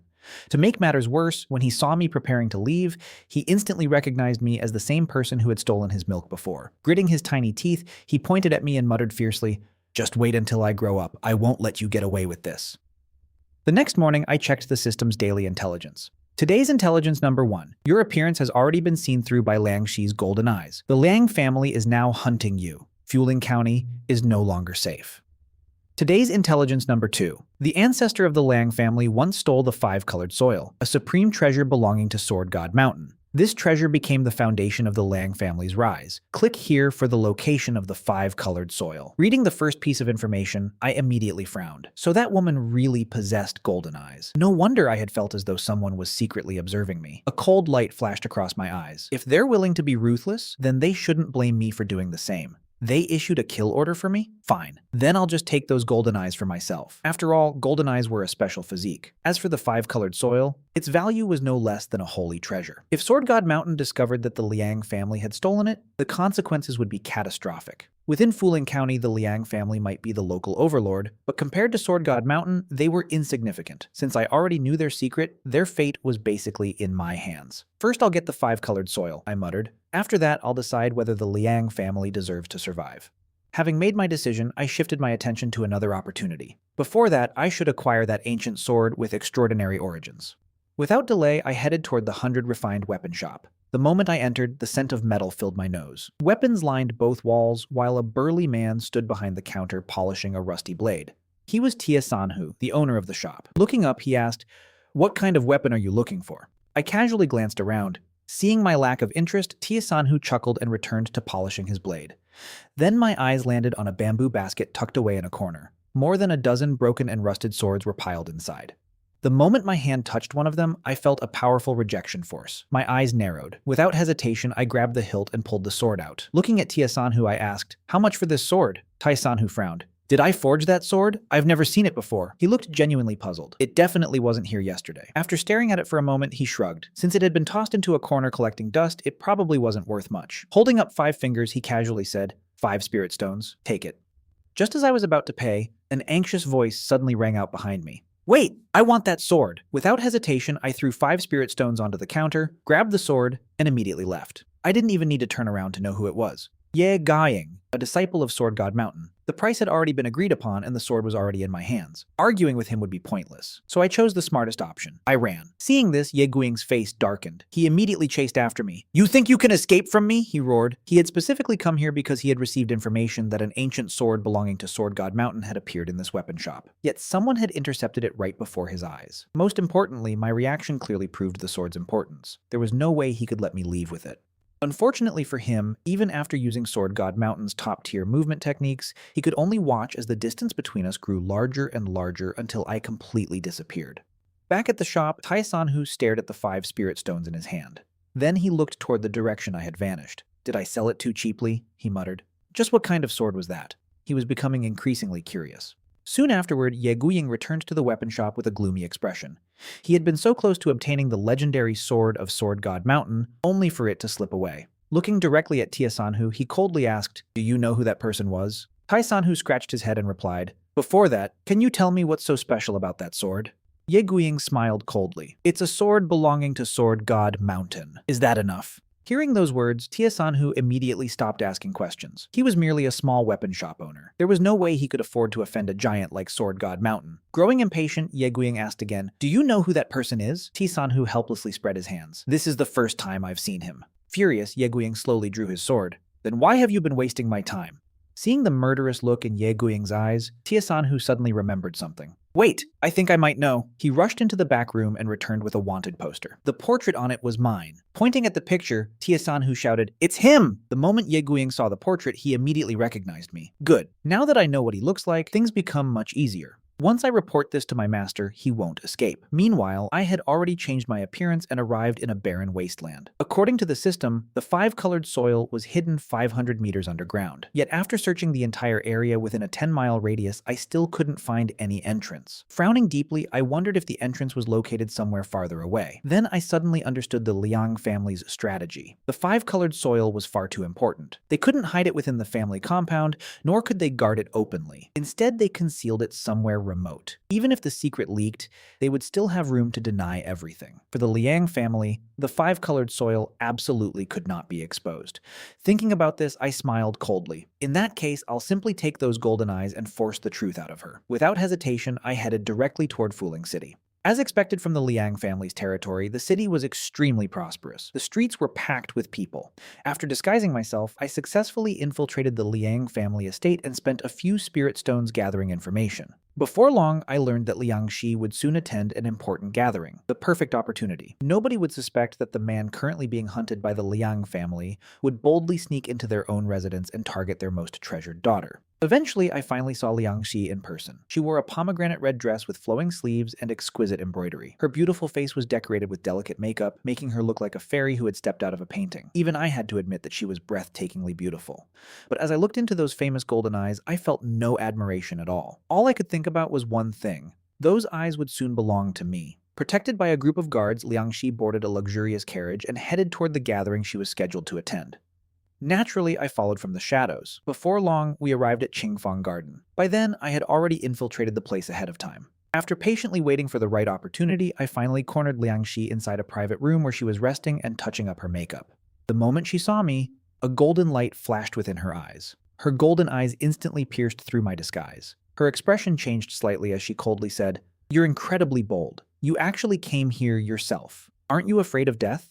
I remained calm and replied, "I won't die. As for whether the Liang family lives or dies, that's entirely up to you. You don't want anything to happen to your family, do you?" Hearing my confident tone, Liang Shi immediately felt a sense of unease. Her brows furrowed as she asked, "What exactly do you mean?" I looked directly into her eyes and calmly answered, "The Liang family rose so quickly because of the five-colored soil. As for how your family obtained it, I don't think I need to explain." Liang Shi's pupils instantly contracted. "I have no idea what you're talking about." I smiled faintly and said, "Really? Then I suppose I have no choice but to reveal this information to the public. And don't bother trying to kill me. Even if I die, the secret will still be exposed." With that, I turned around and pretended to leave. Behind me, Liang Shi's voice immediately sounded. "Wait, who exactly are you? How do you know about the five-colored soil? What do you really want?" I stopped and turned back toward her. "I'm not interested in wasting time. My goal is simple, the five-colored soil. Miss Liang, tell me where the entrance is." Liang Shi's expression became ice cold. "Impossible," I sighed impatiently. "Then I'll just leak the information. Once Sword God Mountain learns the truth, powerful figures will arrive, and your Liang family will be finished. Right now, your family's fate rests entirely in your hands." Liang Shi fell silent. Her expression became increasingly ugly. After a long struggle, she finally lowered her head. In the end, she told me the truth. The entrance wasn't anywhere near where I had originally searched. It was hidden inside the Liang family ancestral cemetery, 50 li away. No wonder I hadn't been able to find it before. After revealing the location, Liang Shi stared at me fiercely and said through gritted teeth, "You already know where the entrance is. I hope you keep your promise. Otherwise, even if the Liang family is destroyed, I'll drag you down with us." Hearing that threat, my expression darkened. I slowly looked her up and down before stepping closer. "You're still threatening me?" I said coldly. "That makes me very unhappy." Liang Shi's expression immediately changed. She instinctively raised her hands in front of her chest and backed away until she was pressed against the wall. Looking at me nervously, she asked, What are you planning to do?" I sneered. "You've upset me. There should be a price for that. Otherwise, how can I be satisfied?" Liang Shi angrily shouted, "You're shameless!" Yet despite her anger, she no longer dared to resist. Sometime later, Liang Shi had completely disappeared from the world. In her place, a golden glow flickered within my eyes. At the same time, my cultivation surged and broke through to the third level of the true spirit realm. Liang Xi's disappearance immediately caused a huge commotion within the Liang family. They became even more terrified because she was one of the few people who knew the secret of the five-colored soil. Meanwhile, I had already arrived at the Liang family cemetery. Following the information Liang Shi had provided, I easily avoided the tomb keepers and entered the hidden passage. After traveling nearly 50 li underground, I finally discovered the legendary five-colored soil. Inside a dark cavern, it rested atop a stone platform. The five colors, gold, green, blue, red, and yellow, were perfectly separated, yet harmoniously blended together, as if crafted by the heavens themselves. A soft halo surrounded it, and the power of the five elements flowed endlessly from within. This was the legendary five-colored soil. If buried beneath ordinary herbs, it could transform them into sacred medicines. Without any hesitation, I stored it directly into my storage ring. However, just as I returned toward the entrance, a group of people suddenly approached. At their head stood a stern, middle-aged man dressed in purple robes. He instructed his subordinates, "Wait here, I'll go inside myself." The man was none other than Liang Hui, the head of the Leang family. The others immediately nodded. Seeing this, my expression changed slightly. I instantly activated the Devouring Heaven demon art and concealed my presence completely while hiding in a dark corner. Fortunately, Liang Hui's attention was focused entirely on the five-colored soil. He never noticed me. However, I knew the moment he discovered the treasure was gone, everything would explode. I needed to leave immediately. The Liang family was the strongest force in Fuling County. If I fought them head-on, I would undoubtedly die. Carefully suppressing my aura, I slowly retreated toward the exit. Then, in an instant, I transformed into a streak of black light and rushed toward the outside of the cemetery. Not far away was a spatial node. As long as I reached it, I would be safe. Unfortunately, the Leang family reacted faster than I expected. "That's the aura of the five-colored soil," someone shouted. "Stop him! Don't let him escape!" Just as the Liang family launched their pursuit, another group suddenly appeared from the sky. A white-robed cultivator stood atop a flying sword bomb, pointing directly toward me. It was Ye Guying. Behind him was an elderly man with white hair and beard, whose sword aura pierced the heavens. This was Ye Guying's master, Yan Daoli. Looking at me, Yan Daoli revealed a surprised expression. "The Xing secret?" he muttered. "No wonder his speed is so terrifying." The appearance of Sword God Mountain instantly made the Leang family panic. For a brief moment, they thought the secret of the five-colored soil had already been exposed and that Sword God Mountain had come for revenge. To their surprise, Sword God Mountain's target was me. The Liang family couldn't understand how someone like me had managed to offend such a massive power. Yan Daoli's voice boomed through the sky with overwhelming pressure. "Stop immediately and surrender. Otherwise, don't blame me for being ruthless," I immediately shouted back. "The five-colored soil of Sword God Mountain was stolen by the Liang family. You should deal with them first." At that moment, the willow bracelet on my wrist emitted a faint glow. The terrifying pressure released by Yan Daoli vanished the moment it touched me, as though it were nothing more than a gentle breeze. Hearing my words, the expressions of the Liang family members instantly changed. Their worst nightmare had come true. The cultivators from Sword God Mountain immediately turned icy gazes toward them. Meanwhile, Yan Daoli was secretly shocked. He knew exactly how powerful his pressure was. Even Divine Bridge Realm experts would struggle against it, yet this mere True Spirit Realm cultivator remained completely unaffected. Clearly, I possessed some extraordinary treasure protecting me. The Liang family desperately shouted, "We're innocent!" Yan Daoli didn't even bother responding. In his eyes, they weren't going anywhere.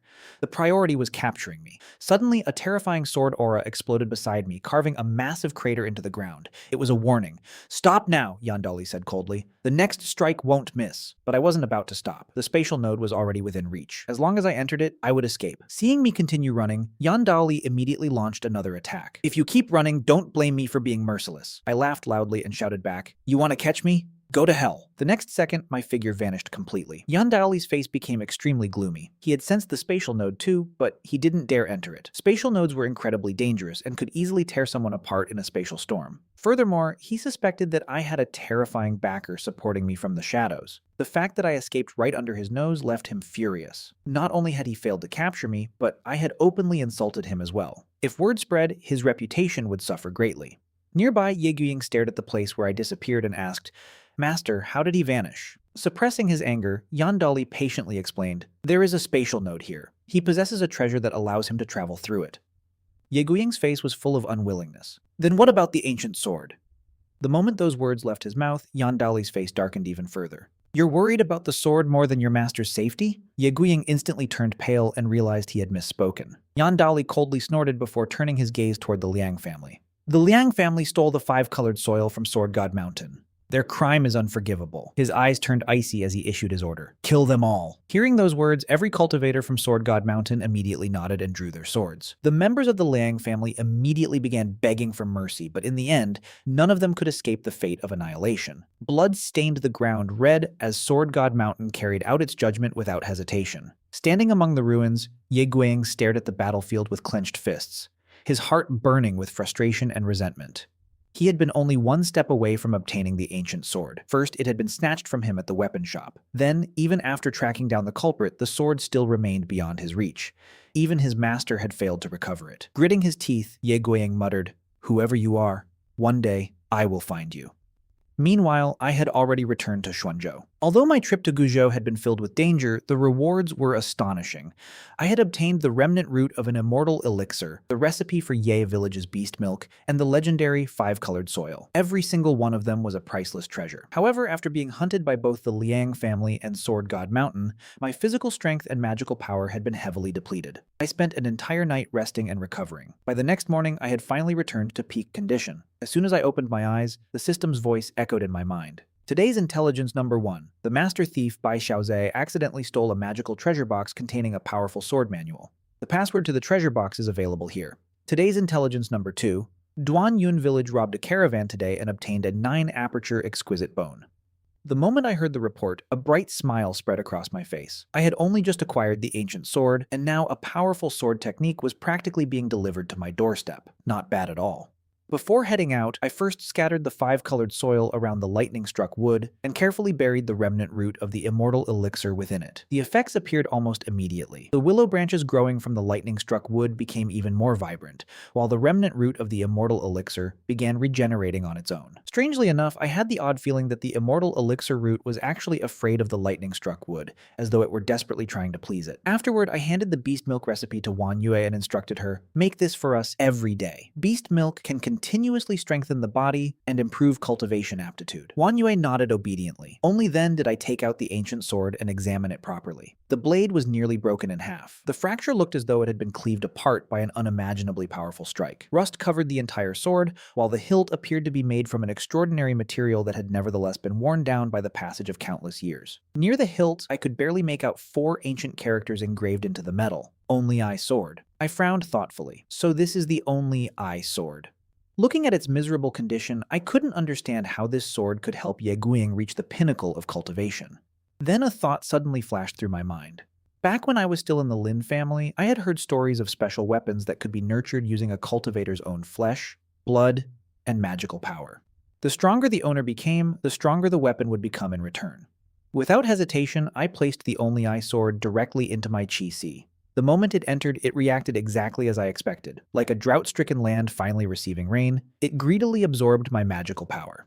At the same time, the damaged blade slowly began repairing itself while establishing a deeper connection with me. Satisfied, I completed my preparations and immediately headed toward Duan Yun village.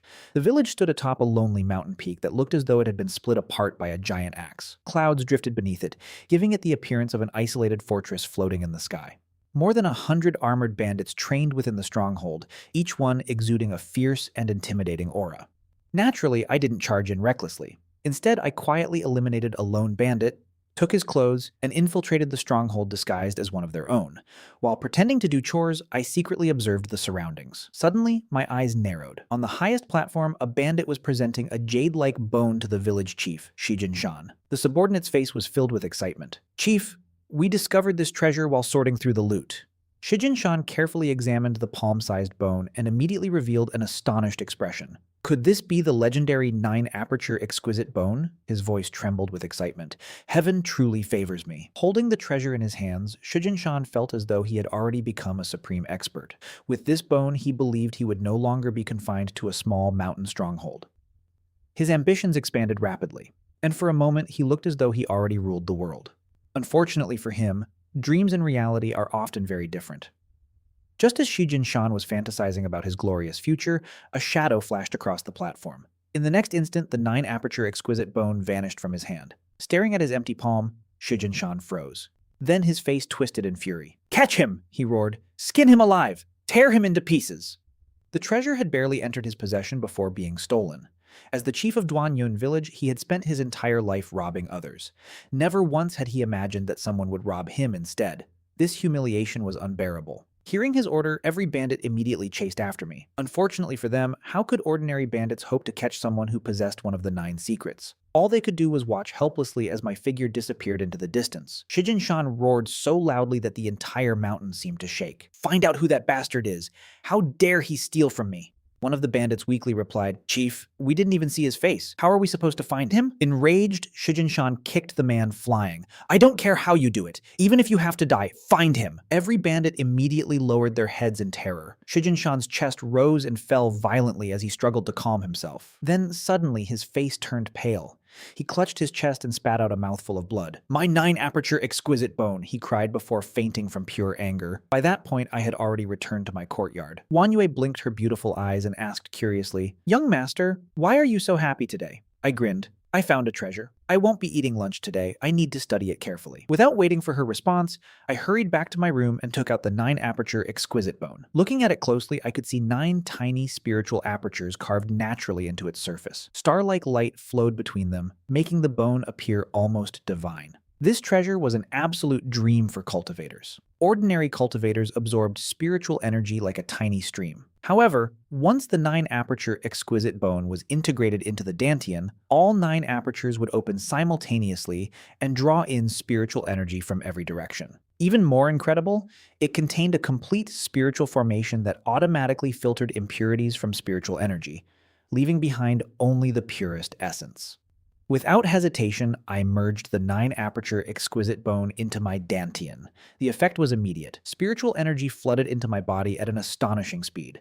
My cultivation rate skyrocketed, while my magical power became noticeably purer and stronger. Then, with a loud crack, the bottleneck that had restrained my cultivation finally shattered. The moment the barrier shattered, a powerful wave of spiritual energy surged through my body. With a loud crack echoing inside me, my cultivation broke through and stepped directly into the 4th level of the true spirit realm. More importantly, I could clearly feel that even if I did absolutely nothing, it wouldn't be long before I naturally advanced to the 5th level of the true spirit realm. The improvement brought by the 9-aperture exquisite bone was simply terrifying. By the time I finished cultivating, another day had already passed. As expected, the system's voice echoed in my mind once more. Today's intelligence number 1, Jufeng Yuan restaurant in the South City will purchase a batch of red feather chickens tomorrow. Hidden among them is an extremely rare 8 treasure chicken. Today's intelligence number 2. Wanyue has been targeted at the South City market by a genius possessing the Crimson Sun's sacred body. He intends to do something improper. My eyebrows immediately rose. The 8 treasure chicken was an incredibly rare delicacy. If it turned out to be male, I would simply slaughter it and enjoy the meat. If it was female, then I would keep it and let it lay eggs. As for the second piece of information, a cold smile appeared on my face. Someone had set their sights on Wanyue. I'd like to see who had the courage to touch my woman. Without wasting any time, I immediately headed toward the South City market. At that moment, Wanyue had no idea she was being watched. She was carefully selecting ingredients when a lewd-looking servant standing nearby whispered to the handsome young man beside him, "Young master, that girl is quite beautiful. It's a pity she's no longer a virgin. Otherwise, she'd be qualified to become your concubine." The handsome young man's eyes were sinister as he replied, "Since she's no longer pure, then she'll make an excellent cultivation furnace. Bring her to me."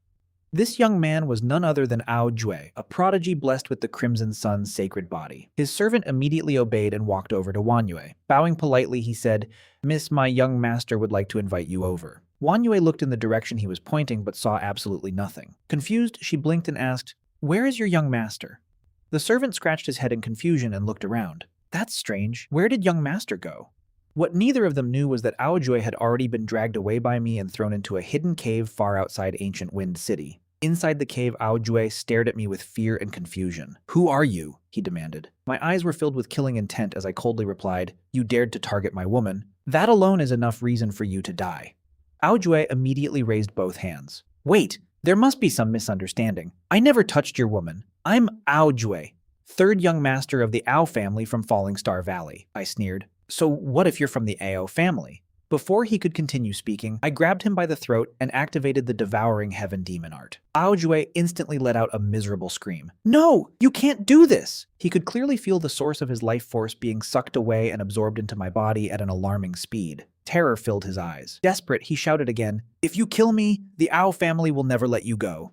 I remained completely indifferent. Threats like that no longer meant anything to me. Soon afterward, I completely devoured his Crimson Sun's sacred body. The moment the physique was absorbed, my cultivation surged once again and directly reached the 5th level of the true spirit realm. As for his servant, I killed him as well. Looking at the corpses, I muttered, "Now it's time to visit Bai Xiaoze." At the same time, inside the ruined temple on Daiyu Mountain, Bai Xiaoze was proudly showing off his recent treasures to his disciples. Pointing towards several items laid out on a table, he said proudly, "These are all my harvests from the past few days. Golden silk bamboo, a spirit jade bracelet, and several pills that improve cultivation." The disciples gathered around with sparkling eyes. One of them excitedly asked, "Master, we heard you also stole a mysterious treasure box. Can we see it?" Hearing that request, Bai Xiaoze carefully looked around before finally nodding. "Fine. I'll show it to you." Then he took out a strange mechanical treasure box. The box was shaped like an octagonal prism and covered with ancient Taioti engravings. Seal script covered the bottom, while intricate grooves and hidden patterns covered every surface. Whenever someone touched it, they could feel countless hidden mechanisms concealed beneath the carvings. Bai Xiaoze had spent years studying traps and mechanisms, yet even he couldn't figure out how to open it. Worse still, if anyone tried to force it open, the box would self-destruct immediately. Because of that, he was absolutely certain that something extraordinary was hidden inside. One disciple gasped, "Wow, the craftsmanship is incredible!" Another disciple added excitedly, "Master, if the box is this complicated, the treasure inside must be priceless." The disciples immediately began asking questions. "Master, when are you going to open it?" Bai Xiaoze proudly held up 3 fingers. "Give me 3 days." In reality, he had absolutely no idea how to open it. He simply didn't want to lose face in front of his disciples. If he still couldn't figure it out after 3 days, he could always invent another excuse. After showing off for a while, Bai Xiaoze prepared to put the treasure box away. Suddenly, a blur flashed through the air. The treasure box disappeared from his hand. Bai Xiaoze stared blankly at his empty palm. Then his face twisted with despair. "Not again!" he roared. "Do you really think I'm easy to bully?" Instantly, he shot forward in pursuit. Recently, his cultivation had improved, and his divine speed lightning step had become much stronger. This time, he was determined to catch the thief. Unfortunately, after only a few hundred meters, he came to a complete stop. The figure had already vanished without a trace. Bai Xiaoze spread his arms toward the sky and screamed in frustration, "I can't catch him! Every single time I get an important treasure, he appears. Why are you always targeting me? Do you think it's easy being me?" Defeated, he silently returned to the ruined temple. At that moment, he was genuinely considering moving somewhere else. Being constantly targeted was an extremely unpleasant experience. However, when he returned, he found the temple in complete chaos. His disciples were fighting over something. One disciple clutched a bottle tightly and shouted, "This one is mine." Another disciple lunged forward and yelled, "Just let me have one sip." Seeing the commotion, Bai Xiaoze nearly exploded from anger. "What are all of you doing? Stop fighting!" The disciples immediately froze. Bai Xiaoze glared at them and asked, "What exactly are you fighting over?" One disciple nervously held up a bottle and answered, "Master, it's beast milk." Bai Xiaoze almost laughed from anger. "A bottle of beast milk? That's what you're fighting over? Have I ever mistreated you? It's just beast milk." He had thought they were fighting over some rare treasure. Instead, it was only a bottle of milk. The disciples hurriedly explained, "Master, this beast milk isn't ordinary." Bai Xiaoze snorted, "Even if it's different, it's still beast milk. How special can it possibly be?" One disciple carefully stepped forward and handed him the bottle. "Master, why don't you taste it yourself?" Bai Xiaoze accepted the bottle. "Fine. Let's see what makes this milk so special. If you've been lying to me, you're all in trouble." Then he took a sip. Instantly, his eyes widened. The moment the milk entered his body, he felt a powerful warmth spreading through every meridian. Shocked, he stared at the bottle before immediately drinking the rest in one gulp. Moments later, black impurities began leaking from his pores. A foul stench instantly filled the entire temple. The disciples fled outside while covering their noses. Meanwhile, Bai Xiaoze quickly circulated his cultivation technique to refine the effects. When he finished, he was stunned. Not only had his physique improved dramatically, but even his cultivation talent had increased. For years, Bai Xiaoze had already passed his physical prime. His blood and vitality had gradually begun to decline. Yet after drinking the beast milk, he felt younger than he had in decades. The sensation was so incredible that he stood there in complete disbelief, staring at the empty bottle in his hand as if it were the greatest treasure he had ever encountered. After drinking the longevity milk, Bai Xiaoze realized something that completely changed his outlook on life. Until now, he had always believed that the 5th level of the divine skill realm was the highest point he would ever reach. As for the true spirit realm, he had never even dared to dream about it. But now, after experiencing the miraculous effects of that beast milk, he could feel hope burning inside him once again. Breaking through into the true spirit realm no longer seemed impossible. Filled with excitement, he rushed outside the ruined temple and anxiously asked his disciples, "Where did this longevity milk come from?" One disciple answered honestly, "Master, it appeared after you went chasing that mysterious shadow." Bai Xiaoze couldn't help recalling its rich rich taste and unbelievable effects, his heart filled with endless desire. Last time, that mysterious person stole the spirit rhinoceros secret realm teleportation talisman and left behind snacks. This time, he stole the mechanical treasure box and left behind a bottle of longevity milk. If he kept stealing treasures from stronger people, wouldn't the gifts he left behind become even more precious? Bai Xiaoze grinned foolishly as countless fantasies filled his mind. "I'm not greedy," he muttered. "I just want to drink this beast milk whenever I want. If I can keep drinking it, then forget the true spirit realm. Maybe I can even reach an even higher realm." He had once believed his life had already reached its limit, but now he realized his journey had only just begun, and an uncontrollable smile spread across his face. Meanwhile, after obtaining the mechanical treasure box, I returned to my courtyard. The reason I intentionally left the longevity milk for Bai Xiaoze was simple. I wanted him to become stronger. The stronger he became, the stronger the cultivators he could steal from. In a way, this was nothing more than a long-term investment. Without wasting time, I entered the password and successfully opened the mechanical treasure box. Inside was a thumb-sized jade slip glowing with a soft light. I picked it up and pressed it against my forehead. Instantly, an overwhelming stream of information flooded into my mind. It was the 3 Killing Annihilation Sword Manual. The first killing technique, Blood Jade Burning Heaven Sword, released a crimson sword aura capable of burning everything within 10 miles. The second killing technique, Soul Severing Sword, directly attacked an opponent's soul using spiritual power.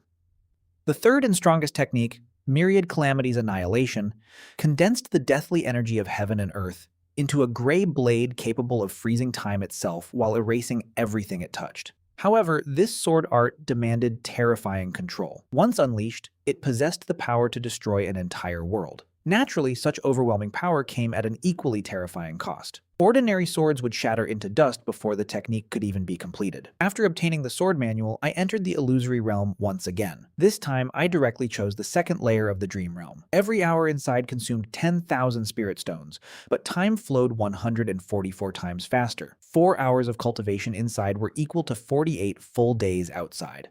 Combined with my vastly improved cultivation talent, I managed to fully comprehend the first killing move, Blood Jade Burning Heaven Sword, in a single night.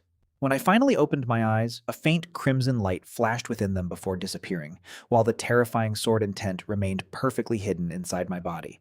The next morning, the system spoke once again. Today's intelligence number 1. Li Yu, a little beggar from the northern district, will discover a blood bodhi while begging alongside his younger sister. Click here for Li Yu's location. Today's intelligence number 2. Tomorrow, Pear Blossom Palace disciple Shen Yao Yue will pass through Ancient Wind City and purchase a piece of jewelry worth 50,000 spirit stones from a street vendor for only 3 spirit stones.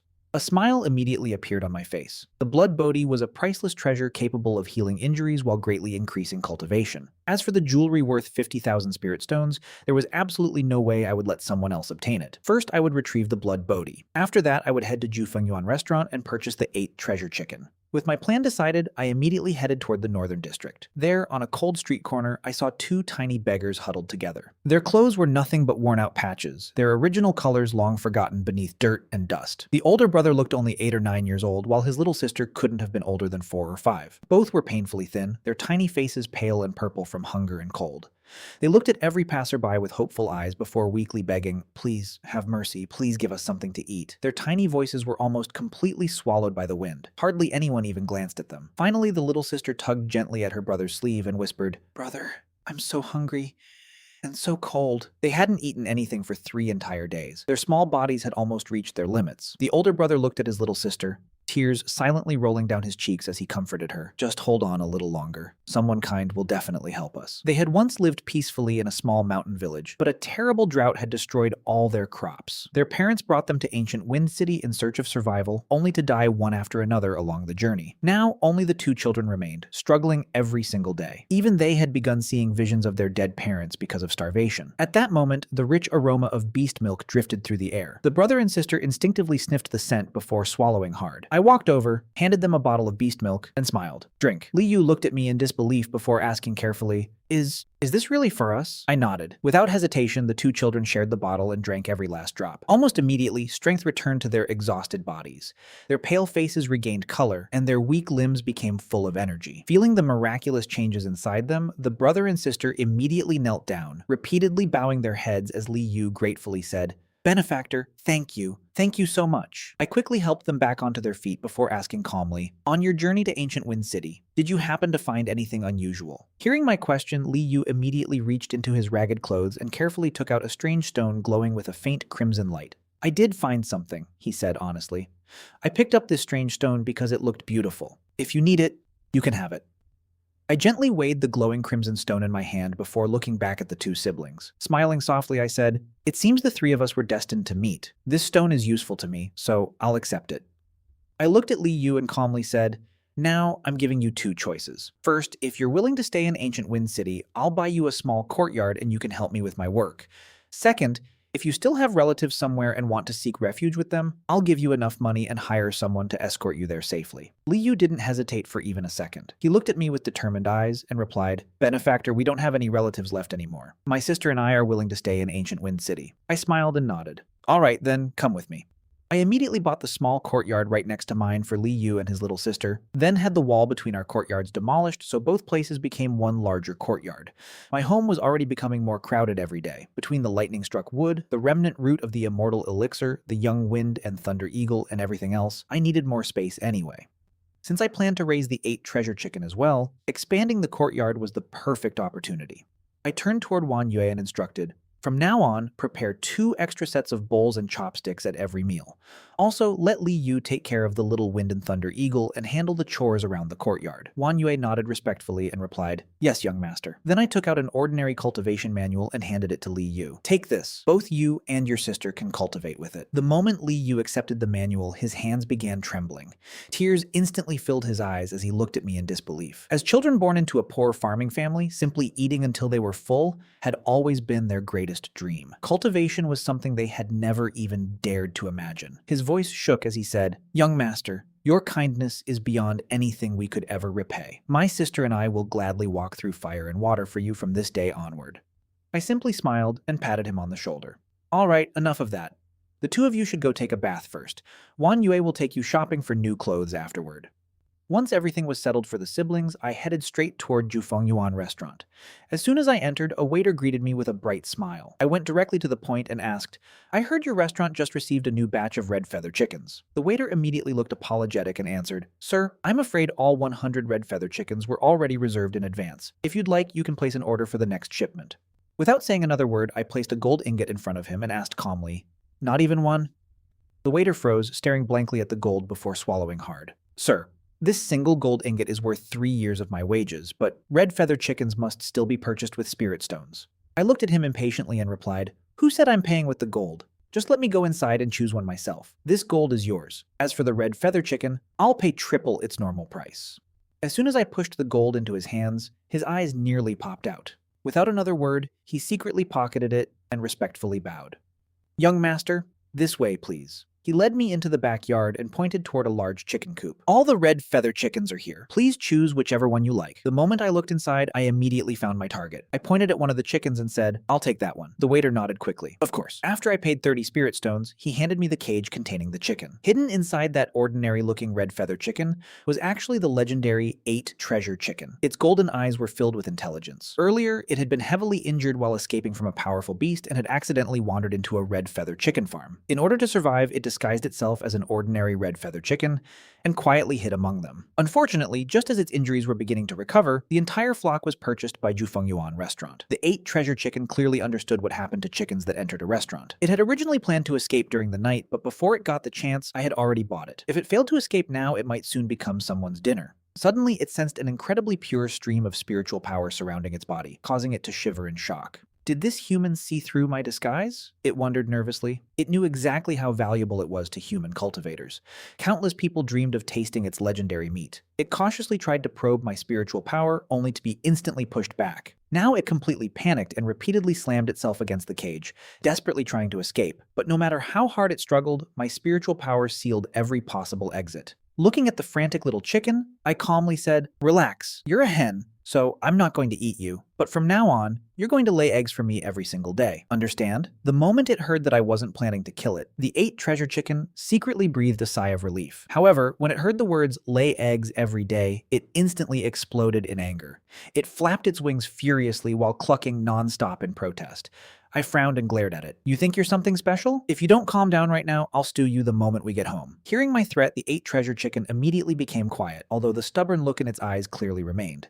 It still looked unconvinced, but the instant I carried it into my courtyard, its eyes widened in complete disbelief. The incredibly rich spiritual energy created by the lightning-struck wood, together with the 5-colored soil, completely stunned it. For a creature like the 8 treasure chicken, this courtyard was nothing less than a paradise. What caught the 8 treasure chicken's attention even more than the rich spiritual energy was the lightning-struck wood itself. It stared at the tender willow leaves as though eating even a single one would completely transform its life. Unfortunately for it, dreams were one thing, and reality was another. The moment I released it from the cage, the 8 treasure chicken flapped its wings and charged straight toward the lightning-struck wood without the slightest hesitation.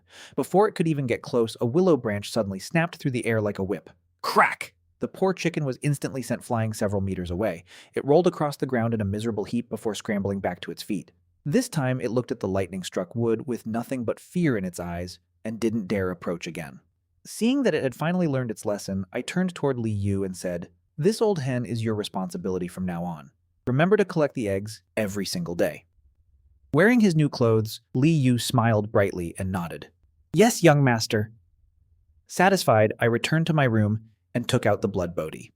On the surface, it looked like nothing more than a strange crimson stone. But the moment I wrapped it with my spiritual power, a dramatic transformation occurred. Its dull appearance instantly disappeared as its entire body turned into a deep blood-red crystal, as brilliant as a flawless ruby. It trembled gently, almost as if it were alive, while a faint crimson halo surrounded it. I immediately began refining the blood bodhi. The moment its power entered my body, my chi xia erupted into violent waves. Spiritual energy surged endlessly through my meridians, and my cultivation barrier shattered in an instant. My realm climbed all the way to the peak of the 5th level of the true spirit realm. I could already feel that I was only a single step away from stepping into the divine bridge realm. After stabilizing my cultivation, I entered the 2nd layer of the dream realm to continue cultivating. The night passed quickly, and the system's familiar mechanical voice echoed inside my mind once again. Today's intelligence number 1. Futian Demon Palace genius Jing Tianheng, owner of the 9 Nether Demon Body, is currently pursuing Bright Moon Palace disciple Zhao Ying. Click here for the exact location. Today's intelligence number 2. The Chosen One, Yun Chen, while being pursued, accidentally enters a spatial rift and arrives in Hanzhong. After recovering for 1 day, he will obtain a saint's handbone on a cliff. Click here for the exact location. A thoughtful smile appeared on my face. The Lin family had 3 mortal enemies, and among them, the Futian Demon Palace was one of the greatest threats. More importantly, Jing Tianheng possessed the 9 Nether Demon Body. If I devoured it, not only would the Futian Demon Palace lose one of its greatest young geniuses, but my own strength would rise dramatically as well. I couldn't help muttering to myself, Yun Chen truly deserves to be called the Chosen One. Even while being hunted down, opportunities still keep falling into his lap. Since he needed an entire day to recover before obtaining the Saint's Handbone, and the Emperor Zhang Jade pendant still required a little more time before its cooldown ended, I had more than enough time to act first. With that decided, I headed toward the familiar street market. To my surprise, the stall owner was once again the same bearded merchant. The soul-nourishing jade I had intercepted last time had also come from his stall. The moment he saw me approaching, his expression immediately became cautious. I casually picked up a random piece of jade and asked, "How much for this?" The bearded vendor held up 5 fingers and replied seriously, 5,000 spirit stones. I widened my eyes in disbelief and exclaimed, "What? This broken piece of jade isn't even worth 5 spirit stones. Your prices are outrageous." The bearded man crossed his arms and answered stubbornly, "I'm absolutely not selling for 5 spirit stones this time." I simply picked up a small bronze bell and asked, "Then what about this bell?" He replied, 1,000 spirit stones. After that, I picked up several more items one after another while asking about each price. Eventually, the bearded merchant became visibly impatient and asked, "You keep asking prices. Are you actually buying anything or not?" I pointed toward 3 objects and calmly said, "Of course I am. I want this piece of jade, that jade bracelet, and this little bell. Name a reasonable price." The bearded merchant thought for a moment before raising one finger. 10,000 spirit stones. I immediately laughed and replied, 10 spirit stones. Instead of arguing further, the bearded merchant suddenly called over all the nearby stall owners and asked them to inspect the 3 items. "Take a careful look," he said. "See if there's anything special about these." The surrounding vendors carefully examined every item before one of them confidently declared, "There's nothing unusual here. Altogether, they're barely worth a single spirit stone. If someone pays 10 spirit stones, you've already made a huge profit." Another vendor laughed and added, "Last time he got lucky with your stall. Don't tell me you actually think every random item you own is some priceless treasure." A third vendor chuckled. "Everything here is fake anyway. Selling these 3 items for 10 spirit stones is already a ridiculously high price." Hearing everyone agree, the bearded merchant finally gritted his teeth and said, "Fine, 10 spirit stones it is. This time, with all these people helping me inspect everything, I refuse to believe you can still pick out another treasure." I smiled inwardly, immediately paid the 10 spirit stones, and accepted the jade, the small bell, and the jade bracelet. Just as I was preparing to leave, a clear and melodious female voice suddenly called out behind me, "Wait, that jade bracelet is so beautiful. Could you sell it to me?" I turned around and saw a beautiful young woman dressed in a flowing moon-white robe embroidered with silver threads. The moment she saw the bracelet in my hand, her eyes sparkled with excitement. She was none other than Shen Yao Yue, a disciple of Pear Blossom Palace. I simply continued walking, but she hurried after me and called out, "Please wait, I'll offer 100 spirit stones for it." I couldn't help laughing inwardly. This bracelet is worth 50,000 spirit stones. Trying to buy it for 100 is nothing but wishful thinking. Shen Yao Yue quickly increased her offer. "Then 1,000 spirit stones. If that's not enough, we can still negotiate." Behind us, the bearded stall owner stood frozen in place. Every word Shen Yao Yue spoke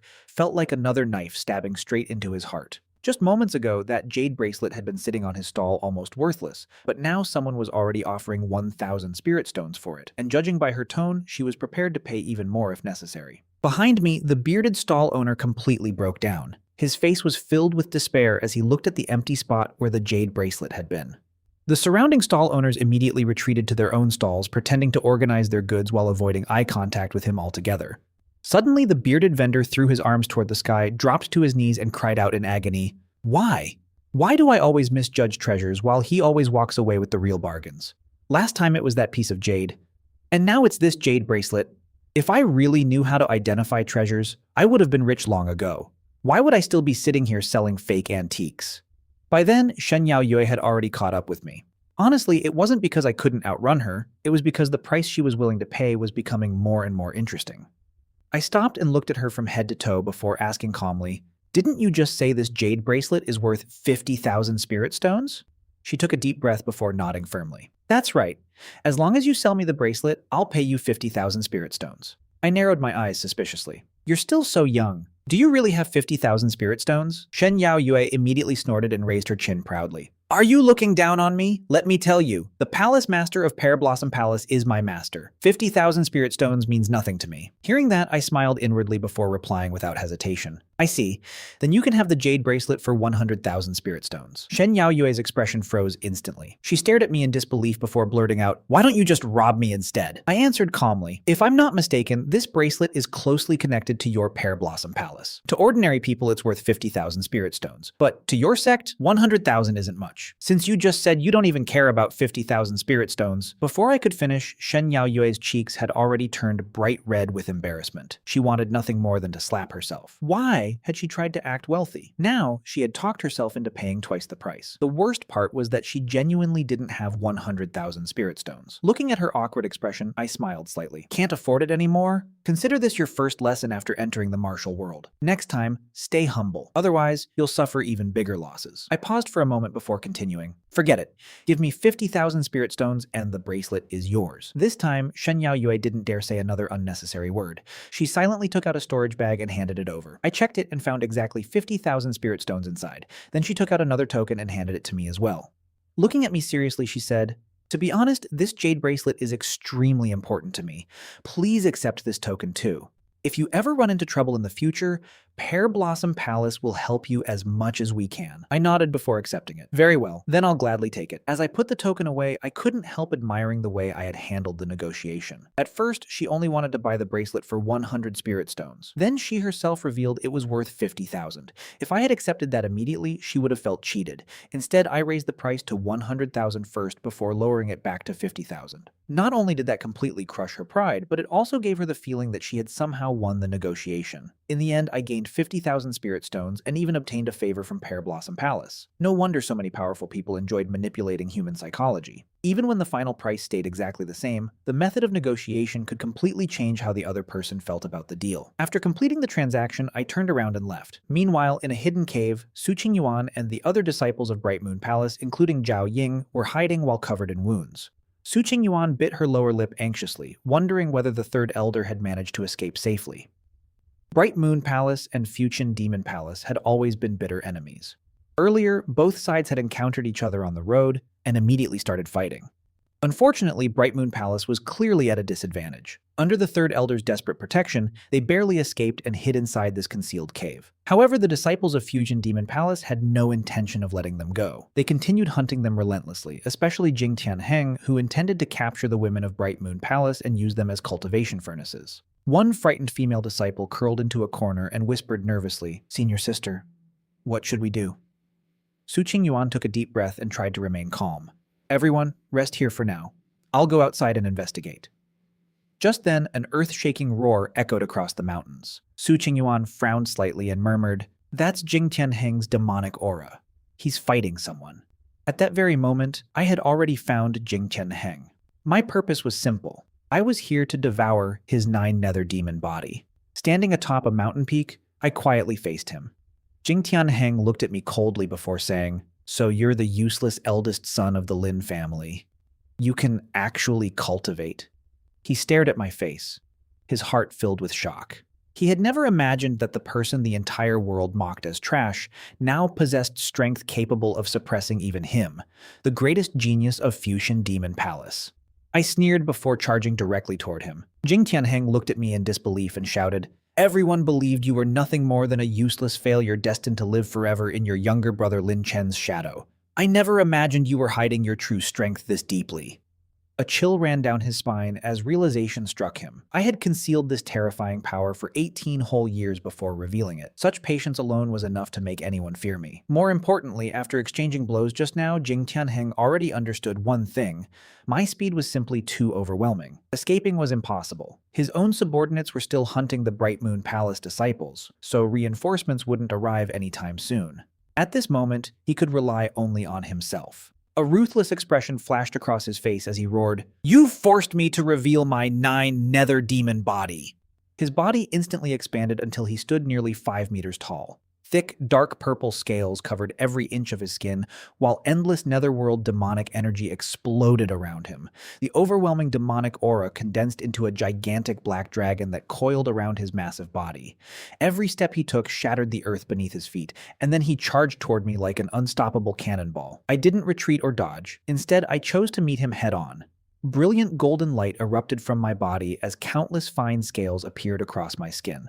Every one of my physical origins awakened at the same time, causing my aura to rise explosively. Without hesitation, I rushed straight toward him. The instant our fists collided, an unimaginable shockwave swept across the battlefield. The entire mountain beneath us exploded into a massive crater. Jing Tianheng's enormous body was immediately torn apart by countless wounds, yet he still stared at me with bloodshot eyes and roared hoarsely, "Impossible! I refuse to believe this." Then Jing Tianheng roared and unleashed the Annihilation Palm. Endless demonic energy condensed into a gigantic hand that blotted out the sky as ghostly screams echoed across the battlefield, crashing down toward me with terrifying force. I let out a cold snort and slowly drew out my rusty broken sword, the so-called Only Me sword. The moment Jing Tianheng saw it, a look of complete disdain appeared on his face. He laughed arrogantly and said, "You actually think that broken sword can stop my Annihilation Palm? Keep dreaming." I looked at him with icy killing intent and replied, "Perfect. Today I'll use you to test my sword." Without another word, I unleashed the 3 kills Annihilation sword manual. The first killing move, Blood Jade Burning Heaven, erupted the instant I drew the Only Me sword. A blood-red domain nearly 100 meters tall rose into the sky, and endless crimson sword energy condensed into a single heaven-splitting slash that crashed directly into Jing Tianheng's palm. The moment the sword and palm collided, the entire battlefield exploded. Everything within countless miles was scorched into lifeless wasteland as the violent shockwave flattened everything around us. I calmly sheathed my sword without even looking back. When the dust finally settled, Jing Tianheng's body dropped from the sky like a broken puppet. Blood poured from his wounds as he stared at me with unwilling eyes before uttering his final words. This man will become the greatest threat to the Fuchsian Demon Palace. His voice faded away and he breathed his last. I didn't waste a single second. I immediately picked up Jing Tianheng's corpse and disappeared from the battlefield. Not long after I left, countless disciples of the Fuchsian Demon Palace rushed over. They looked at the completely flattened mountain in disbelief before realizing their demon prince had vanished. Panic instantly spread among them as they searched every corner of the battlefield, but after a long time, they found absolutely nothing. One disciple's voice trembled as he whispered, Could the demon prince have been killed?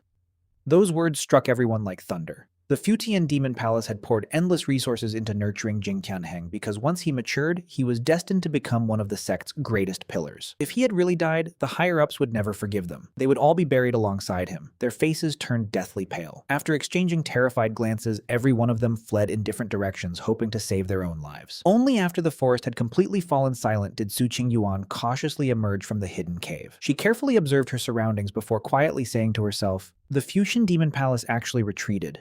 Who fought Jing Tianheng? Could it really have been him?" During the battle, she had secretly peeked outside and caught sight of a familiar figure. Although she never saw the face clearly, the back looked exactly like the mysterious man who had helped her before. Her emotions became incredibly complicated. Had he saved her once again? Lost in thought, she climbed to the top of the mountain. The moment she saw the enormous crater left behind, she instinctively covered her mouth in shock. The entire mountain peak had disappeared, leaving behind only a gigantic pit filled with terrifying sword intent and lingering demonic energy. She murmured to herself, "His strength is actually this terrifying?" Then she remembered something.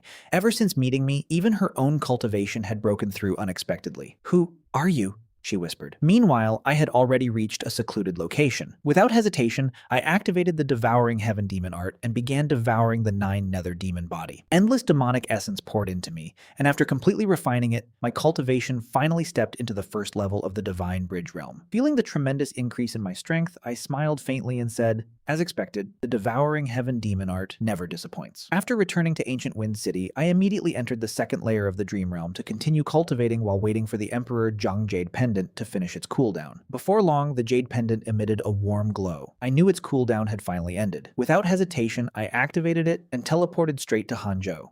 When I opened my eyes again, I found myself inside a dense mountain forest. Fortunately, the spatial node here was extremely close to the location of the Saint's handbone.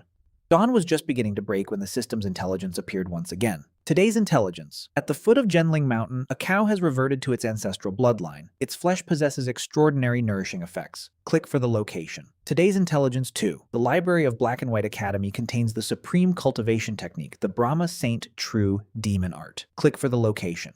After reading the intelligence, I immediately made up my mind. The ancestral beast was definitely worth obtaining, and the Brahma Saint True Demon Art was an absolutely top-tier cultivation technique. The only problem was that entering the Black and White Academy's library wouldn't be easy since I wasn't one of their disciples. Still, the Saint's handbone came first. Soon I arrived outside the cave where it was hidden. What I didn't know was that Yunchen had already reached the foot of the mountain. Suddenly, Shen Xinlan's anxious voice echoed inside his mind. "Yunchen, something's wrong. Someone reached the Saint's handbone before us." Yunchen's expression changed drastically as he rushed toward the cave at full speed. By then, I had already entered its deepest chamber. It was obvious someone had once lived there. A thick layer of dust covered the stone table, vines had spread through the cracks in the walls, an old, worn-out meditation cushion rested against the stone wall, and 3 broken bowls lay abandoned in the corner. At the center of the room sat a skeleton cross-legged on a stone bed, buried beneath cobwebs and countless years of dust. But what truly caught my attention was its right arm. Unlike the rest of the skeleton, that arm bone shone with brilliant golden light and radiated an overwhelming saintly aura. I couldn't help wondering, how could an ordinary skeleton possess a saint's hand bone? Did this person transplant it into himself while he was alive? The more I observed, the more convinced I became that the skeleton had probably exhausted all of its life force trying to control the saintly bone, ultimately dying because of it. Since its owner had long since perished, I didn't hesitate any longer. I walked forward and directly removed the saint's hand bone. No matter who this skeleton had been during its lifetime, the bone belonged to me now. The instant I pulled it free, the skeleton, which had somehow remained intact for countless years, instantly collapsed into fine gray ashes as though it had finally completed its final mission. At that exact moment, I sensed someone rapidly approaching the cave entrance. Without even turning around, I knew exactly who it was. Yunchen had finally arrived, but once again, he was already too late. The moment I sensed Yunchen closing in, I couldn't help but grin. Once again, the so-called Chosen One had arrived one step too late. Without wasting another second, I activated the Xingzi secret technique and disappeared from the cave like a streak of light. As soon as Yun Chen caught sight of my retreating figure, his eyes widened in disbelief. "The Xingzi secret technique!" he exclaimed. He immediately remembered the person who had stolen the soul-gathering lotus inside the spirit rhinoceros secret realm. That mysterious cultivator had also used the Xingzi secret technique, one of the world's supreme movement arts that only a handful of people could ever master. "It's him again!" he growled through clenched teeth. Shen Xinlan still refused to give up hope and calmly urged him, "Yun Chen, hurry into the cave and check whether the saint's handbone is still there." Without hesitation, Yun Chen rushed inside, but after searching every corner of the cave, he found absolutely nothing. The saint's handbone had already vanished. Veins bulged across his forehead as he clenched his fists so tightly they nearly bled. Rage completely consumed him. "Why is this guy always haunting me?" he roared. Even Shen Xinlan fell silent for a moment. First, that mysterious person had taken the soul-nourishing jade. Then he stole the soul-gathering lotus inside the Lingxi secret realm. Later, he intercepted the phoenix blood, and now, after Yun Chen had accidentally been transported all the way to Hanzhou through a spatial rift, that same person had somehow arrived before him again and taken the saint's handbone. Even Shen Xinlan found it difficult to believe such an unbelievable coincidence. Yun Chen finally shouted, "Master, isn't there any way to find that person? I want to crush him with my own hands." Shen Xinlan sighed helplessly before replying, "My soul is only a remnant now. There is very little I can do. Perhaps this is simply fate. Since the saint's handbone has already been taken, there's no point dwelling on it." Hearing those words, Yun Chen slowly forced himself to calm down. "Master, are there any other opportunities in Hanzhou?" Shen Xinlan answered after thinking for a moment. "There is a powerful force here called the Black and White Academy. They recruit the greatest geniuses throughout the region. Legend says their library hides one of the world's supreme cultivation techniques. Ordinary cultivators would never be allowed inside because they must first become disciples and pass numerous examinations. But with your talent, that shouldn't be a problem." Yun Chen's eyes immediately lit up. "A supreme cultivation technique?" Shen Xinlan calmly nodded. "Exactly. Go there now." Meanwhile, I had already arrived at the foot of a towering mountain range. The scene before me immediately made me narrow my eyes. What should have been a peaceful pasture was now nothing but carnage. Cow carcasses lay scattered across the ground, and fresh blood stained the earth crimson. Curious, I crouched beside one of the corpses and carefully examined its wounds. They weren't injuries caused by horns or brute force. Instead, every corpse was covered in horrifying whip marks. Just then, a shrill scream echoed from a nearby town. Without hesitation, I used my movement technique and instantly arrived there. The entire town had fallen into complete chaos. In one corner stood a frail-looking shepherd boy, his body wrapped in thick black mist. His once innocent face had become twisted, revealing terrifying fangs, while he tightly gripped a black iron whip drenched in demonic energy. In a shrill voice, he kept screaming, "Where are my cows? Give me back my cows!" He moved like a ghost, instantly appearing behind a middle-aged man before his whip lashed out. The black energy exploded, killing the man before he even had a chance to react. Panic spread through the streets as everyone fled for their lives. Looking carefully, I immediately understood the truth. The boy himself had already died. A mutated black parasite had devoured his brain and was now controlling his corpse like a puppet. Without hesitation, I attacked. The puppet sensed my presence and swung its whip toward me, but I easily dodged before grabbing the writhing black maggot hidden behind its head. The instant I crushed it between my fingers, the puppet collapsed lifelessly onto the ground. Thanks to my spiritual power, everyone clearly heard my calm voice. "Don't be afraid. It's safe now." The frightened townspeople slowly gathered around me. I asked, "Can someone tell me exactly what happened here?" An elderly man with gray hair stepped forward and respectfully bowed. "Benefactor, not long ago an old ox suddenly began eating people. After that, its body transformed into something monstrous. No ordinary weapon could injure it, and strange parasites began emerging from its body. Anyone infected by those worms would lose their mind and slaughter everyone around them. That poor shepherd boy was one of the victims." I silently nodded. So the ancestral bloodline inside the ox had awakened, but instead of evolving into something noble, it had transformed into a creature of slaughter. More importantly, the beast was still somewhere nearby. Suddenly, the ground shook violently beneath our feet. A gigantic black demonic bull slowly emerged from the smoke. Its enormous body towered above everyone, while only its crimson eyes glowed with terrifying bloodlust. The peaceful streets instantly erupted into panic once again as everyone desperately fled. Everyone except one young boy. Instead of running away, he gripped a worn wood-cutting axe and stood directly in front of the charging beast. With tears streaming down his face, he roared, "You monster! You killed my parents and my brother!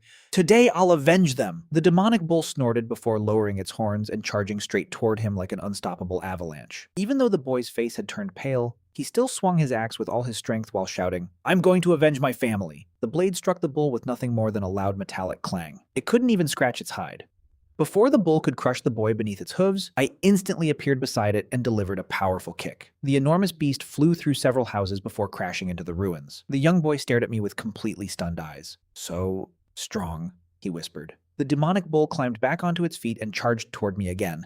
I simply smiled coldly, clenched my fist, and punched straight into its forehead. A deafening crack echoed across the battlefield. The beast let out one final, miserable roar before collapsing lifelessly onto the ground. I calmly withdrew my fist as if nothing had happened. The young boy looked at me as though he were staring at a god. His eyes filled with determination before he suddenly knelt on the ground and bowed deeply. "Please, teach me how to become strong."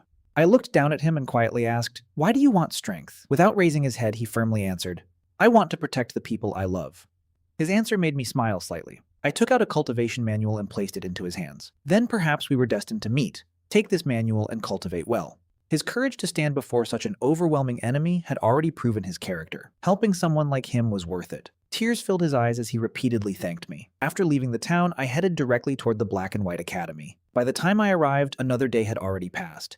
As expected, the system's intelligence appeared once more. Today's intelligence: Wu Qinghuan, the young princess of the Wu family, secretly murdered a genius disciple of the Black and White Academy. The Academy is investigating the case, but currently possesses neither evidence nor suspects. The moment I finished reading today's intelligence, I couldn't help but smile. The first piece of information told me that the evidence proving Wu Qinghuan had secretly murdered a genius disciple of the Black and White Academy was already stored inside my storage ring. The second piece of intelligence was even more interesting. Today, Yun Chen would shatter the Black and White Academy's strength record and obtain a fragment of the origin of the first tribulation, divine thunder. I rubbed my chin and thought to myself, should I blackmail Wu Qinghuan for a fortune? That's exactly what the villains in novels would do. But what interested me even more was the divine thunder origin. Once refined, it would allow me to command heavenly lightning, and because it could continuously evolve from the first tribulation all the way to the legendary 9 tribulation divine thunder, its future potential was simply unimaginable. Before long, I arrived at the entrance of the Black and White Academy. Countless cultivators had already gathered there, hoping to become disciples. A square-faced middle-aged instructor stepped forward and announced, "Everyone who wishes to enroll, line up here. As long as you pass the entrance examination, you will officially become students of the Black and White Academy."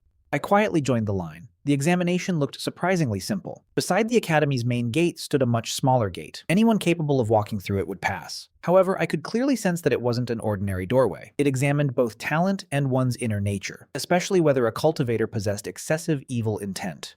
Soon my turn arrived. The instant I stepped toward the small gate, an overwhelming pressure descended upon me as though an enormous mountain had fallen onto my shoulders.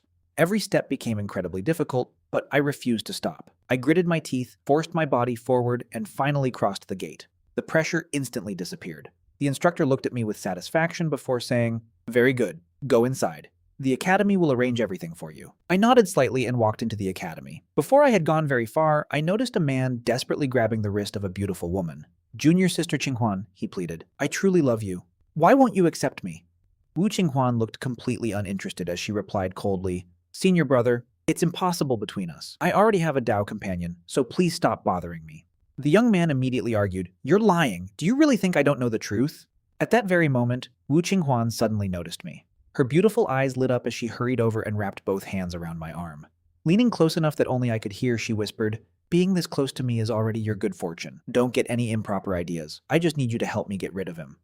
Hearing those arrogant words immediately made me narrow my eyes. This woman truly thought far too highly of herself. She acted as though simply allowing me to stand beside her was some blessing earned over 8 lifetimes. Before she could say anything else, I calmly pushed her hand away and asked, "Senior sister, I only joined the Academy today. Do we even know each other?"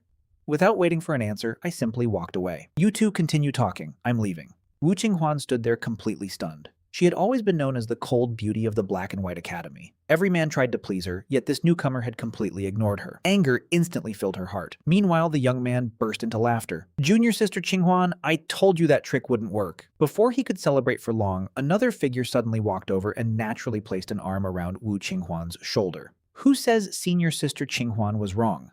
That person was none other than Yun Chen. After breaking the Academy's strength record, he had already become the Academy's newest rising star. By helping Wu Qinghuan out of an awkward situation, he immediately earned her favor. Soon the rejected admirer became furious and started threatening Yun Chen, but Yun Chen answered with a single slap that sent the man flying. Watching the familiar Chosen One drama unfold before my eyes, I simply ignored it and shifted my attention toward the library. That was my true objective. Unfortunately, entering wasn't easy. Only cultivators recommended by an elder or those who had rendered outstanding service to the Academy could enter. Sneaking inside wasn't even worth considering. The library was heavily guarded by terrifying experts, and with my current cultivation, barging in would simply be suicide. While I was thinking, I noticed Yun Chen and Wu Qinghuan walking toward the library together while chatting happily. I couldn't help muttering to myself, so this is the privilege of being the chosen one. Women really do flock to him wherever he goes. Thinking back to the arrogant attitude Wu Qinghuan had shown me earlier, and comparing it to how warmly she treated Yun Chen, now made the difference almost laughable. More importantly, if Yun Chen entered the library, I was almost certain he would obtain the hidden supreme cultivation technique, the Brahma Saint True Demon Art. I quietly observed everything from a distance. Sure enough, not long after Yun Chen entered, an ancient and majestic aura erupted from within the library. I smiled to myself. Looks like Yun Chen really obtained the Brahma Saint True Demon Art. Now he possesses not only that supreme technique, but also a fragment of the origin of the divine thunder.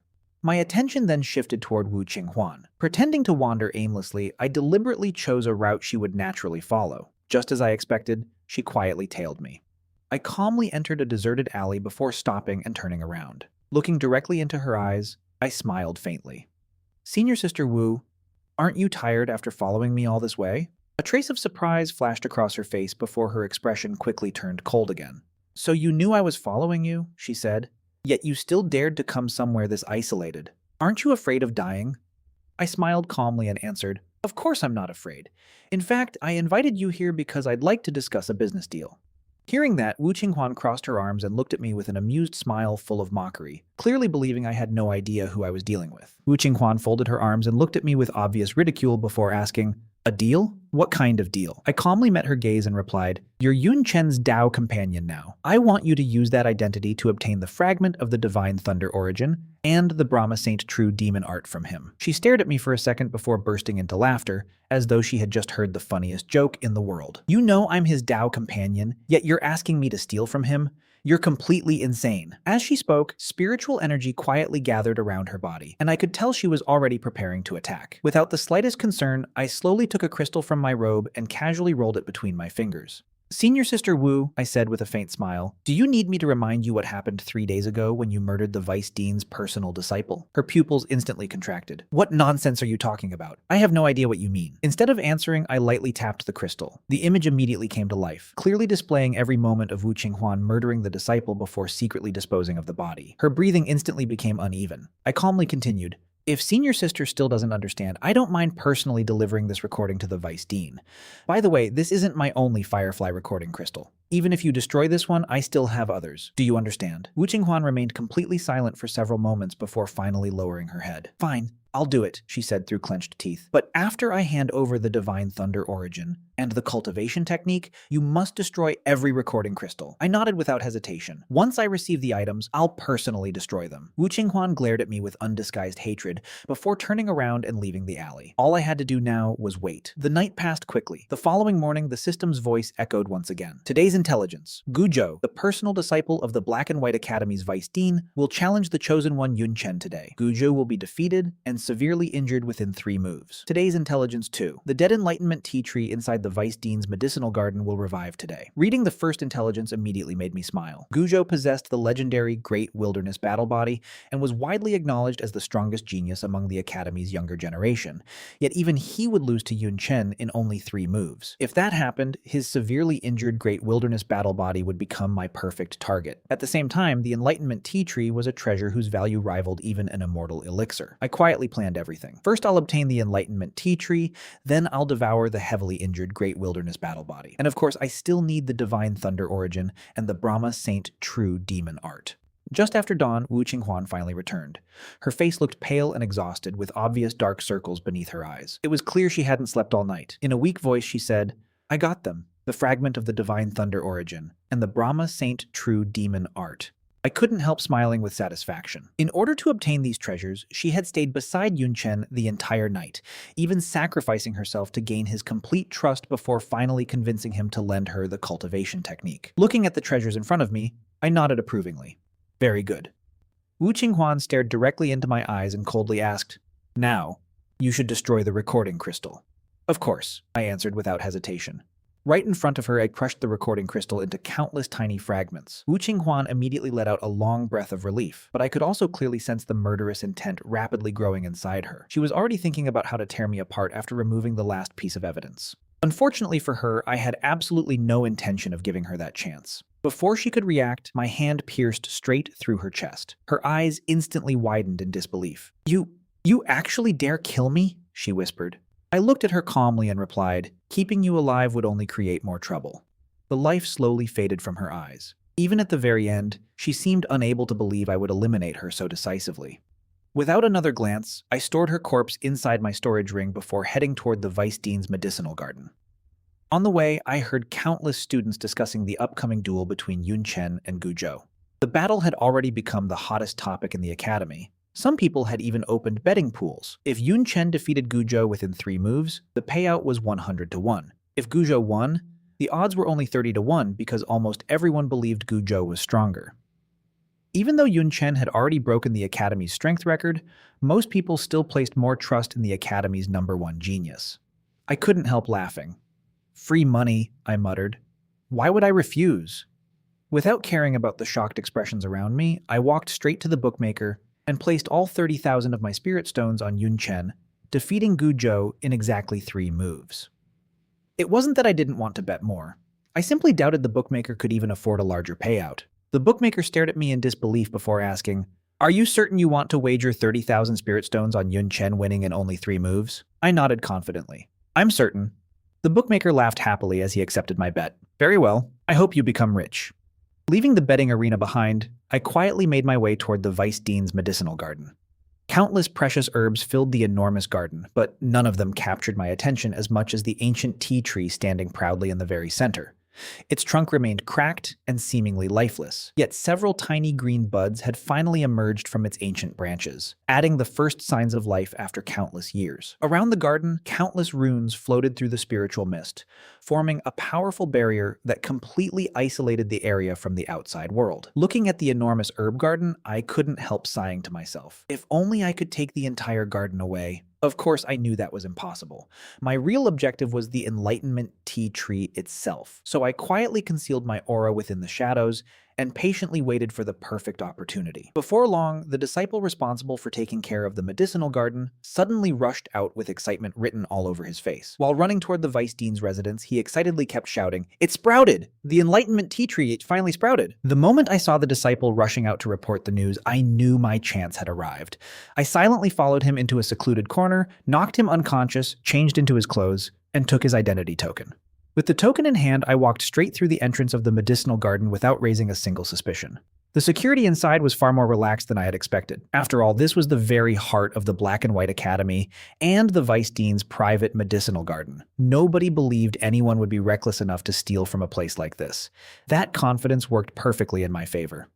Without wasting another second, I headed straight toward the Enlightenment Ancient Tea Tree. Every student was busy taking care of the herbs, so no one paid any attention to me. I wrapped both hands around the massive trunk, gathered my strength, and with one powerful pull, ripped the entire Enlightenment Ancient Tea Tree out by its roots. Before anyone could even notice, I threw it into my storage ring and calmly walked out of the garden. Sometime later, one of the medicinal garden disciples stretched his back after working for a long time and casually looked toward the center of the garden. His entire body froze. His finger trembled as he pointed at the enormous empty pit and screamed, "The Enlightenment Ancient Tea Tree is gone!" At first, nobody believed him. Several students laughed and said, "Stop joking. This is the Black and White Academy. Who would be crazy enough to steal from here?" But when everyone rushed over and saw the empty hole where the ancient tree had been standing only moments before, every face instantly turned pale. The entire medicinal garden fell into complete panic. The Enlightenment Ancient Tea Tree had finally revived after countless years, and they had already reported the miracle to the Vice Dean. Now the tree had disappeared completely. Nobody even knew how they were supposed to explain it. The atmosphere became suffocatingly tense until another disciple hurried away to report everything. When the Vice Dean first heard that the Enlightenment ancient tea tree had regained its vitality, she was overjoyed. But before she could celebrate, the second half of the report nearly made her cough up blood. "It revived, and then someone stole it?" she shouted in disbelief. "I paid such an enormous price to bring that tree back to life only for someone else to take it. What have all of you medicinal garden disciples been doing? You actually allowed someone to steal the Enlightenment ancient tea tree right under your noses? I want to know who is bold enough to do something like this." Furious beyond words, she immediately rushed toward the medicinal garden to investigate. Meanwhile, Yunchen's duel with Guzhou had already ended, and the result shocked the entire academy. Guzhou, the personal disciple of the Vice Dean and the owner of the legendary Great Wilderness Battle Body, had actually been defeated by Yun Chen in only 3 moves before being carried away unconscious. Smiling to myself, I walked over to the betting stall and casually placed my betting slip on the table. "Boss," I said, "I'm here to collect my winnings." The bookmaker forced a smile that looked more painful than happy. "Brother, your luck is truly unbelievable. I really admire you." He looked calm on the outside, but I could practically hear him crying inside. Everyone had bet on Guzhou, while I was the only one willing to risk everything on Yun Chen winning within 3 moves. He had believed the 100 times payout was nothing more than an impossible gimmick. Yet now he had no choice but to hand me 3 million spirit stones. The moment I accepted the mountain of spirit stones, countless greedy and jealous eyes turned toward me, but I couldn't have cared less. Inside the Black and White Academy, nobody dared make a move against me. Once I left the academy grounds, I could simply activate the Emperor Jiang Jade pendant and return to Xuanzhou. Let them search if they wanted. Across the boundless 3,000 provinces, finding me would be like searching for a single grain of sand in an endless desert. I quietly smiled to myself. Now it's time to claim the Great Wilderness Battle Body. After gathering some information, I learned that Guzhou was recovering inside Lingyun Palace. Long before I arrived, I could already hear his furious shouting from inside his room. "Damn it! I'm the Vice Dean's personal disciple, yet I actually lost to someone who just entered the academy. I was defeated within 3 moves, seriously injured, knocked unconscious, and carried away in front of everyone. This is the greatest humiliation of my life." His face twisted with rage as he smashed everything within reach. The rosewood table was overturned with a kick, priceless porcelain shattered across the floor, and every violent movement tore open his wounds again until blood soaked through his robes. No matter how hard he tried, he simply couldn't accept such a humiliating defeat. Outside the room, 2 attendants silently sighed. One of the female attendants whispered, "Young master's wounds have opened again. I'll fetch more medicine." She hurried away, completely unaware that I was quietly following behind her. After she collected the medicine, I disguised myself once again and entered Lingyun Palace carrying the supplies. The moment I stepped inside, Guzhou immediately frowned after noticing my unfamiliar face. "You're new," he said suspiciously. "Tell me honestly, how many spirit stones did you spend to bribe your way into changing my medicine?" "Fine, I'll give you a chance." I simply smiled and slowly raised 5 fingers. Guzhou was already in an awful mood, and seeing an unfamiliar face only made him feel even more humiliated. 5,000 spirit stones? He sneered. "Spread the word. From today onward, I don't want to see any strangers. Leave the medicine here and get out." I simply nodded and walked toward him. The moment I got close enough, my 5 fingers came together like the edge of a blade, and I drove my hand straight through his heart without the slightest hesitation. Guzhou's eyes widened in absolute disbelief. This was the Black and White Academy, and he was the Vice Dean's personal disciple. Who would dare assassinate him here? To murder someone like him inside the academy was nothing less than a direct challenge to the entire Black and White Academy. He never imagined anyone would actually have the courage to do it. His 2 attendants instantly turned pale and rushed at me, but I had already prepared for this. I drew the Only Me sword in a flash, and a brilliant sword light swept across the room, killing both followers before they could even react. Even with his heart pierced, Guzhou refused to die immediately. The vitality of the Great Wilderness Battle Body was truly terrifying. Staring at me with bloodshot eyes, he asked through gritted teeth, "Why, who sent you?" I looked at him indifferently and replied, "You're already dying. What's the point of knowing?" Then I struck his head with one final blow, ending his life completely. I threw his corpse into my storage ring and immediately turned to leave. Everyone in Lingyun Palace knew Guzhou was furious after his crushing defeat, so nobody dared disturb him. That hesitation gave me the perfect opportunity to escape. I knew exactly how serious my crimes had become. I had killed Wu Qinghuan, stolen the fragment of divine thunder, and the Brahma Saint True Demon Art, uprooted the Enlightenment ancient tea tree, and now I had even assassinated the Vice Dean's personal disciple. The Black and White Academy would soon lock down the entire sect, and if I delayed even a little longer, escaping would become impossible. I forced myself to stay calm as I headed toward the academy's exit. When I passed through the central square, it was overflowing with students. Yun Chen was the center of attention after his victory, and the academy had even organized a special gathering where he was sharing his cultivation insights. Surrounded by countless admiring disciples, he smiled proudly like a king accepting the praise of his people. Then, from the corner of his eye, he caught sight of my figure quietly walking toward the academy gates. His expression changed instantly. That back, it felt incredibly familiar. A moment later, realization struck him. It was me. Without another thought, Yunchen shoved his way through the crowd and chased after me, but by the time he broke free from the sea of students, I had already disappeared from sight. He sprinted toward the academy entrance while the surrounding disciples watched in confusion, wondering what urgent matter could possibly make him abandon his own ceremony. I noticed him giving chase, but fortunately his admirers delayed him just long enough for me to gain a small advantage. I accelerated toward the student exit. Once I crossed that passage, I would finally be outside the academy. Behind me, Yunchen suddenly shouted, "Stop right there!" His cultivation had improved dramatically, and his thunderous Nine Heavens movement technique had become much faster. This time, he was completely confident he could catch me. I didn't even bother looking back. Instead, I sped up. Only an idiot would stop now. Yunchen roared, "Close the gates! Stop him!" There was no reason to keep hiding anymore. I immediately activated the Xing secret technique, transforming into a blur as I shot through the student passage and escaped the academy. Now fully certain of my identity, Yunchen exploded with rage as he chased after me. "Xing secret technique! It really is you, you bastard! This time I won't let you escape!" Activating Thunderous 9. Heavens, he rushed after me at incredible speed. We burst out of the Black and White Academy one after another. This time, his movement technique had improved so much that I couldn't shake him off immediately. The distance between us kept shrinking. Laughing excitedly, Yunchen shouted, "This time you can't run!" His heart raced with anticipation. At long last, he believed he was about to capture the man who had stolen opportunity after opportunity from him. But then I took out the fragment of Divine Thunder. Although I hadn't completely refined it yet, borrowing a fraction of its power was more than enough. Azure lightning instantly wrapped around my body, dazzling electric arcs danced across my skin, and with one powerful step I transformed into a bolt of lightning that shot into the distance, widening the gap once again. Yunchen's face twisted with fury. "That's my Divine Thunder fragment. How did it end up in his hands?" Before he could react any further, my figure disappeared from his sight yet again. Standing there helplessly, he spread his arms and shouted in despair, "He escaped again! I still can't catch him." At that moment, several academy elders arrived beside him. The leader, a stern middle-aged instructor dressed in white, asked, "Yunchen, what happened here?" Yunchen quickly answered, "Teacher, I suspect that person stole treasures from the academy, and I also believe he's connected to the recent murder case."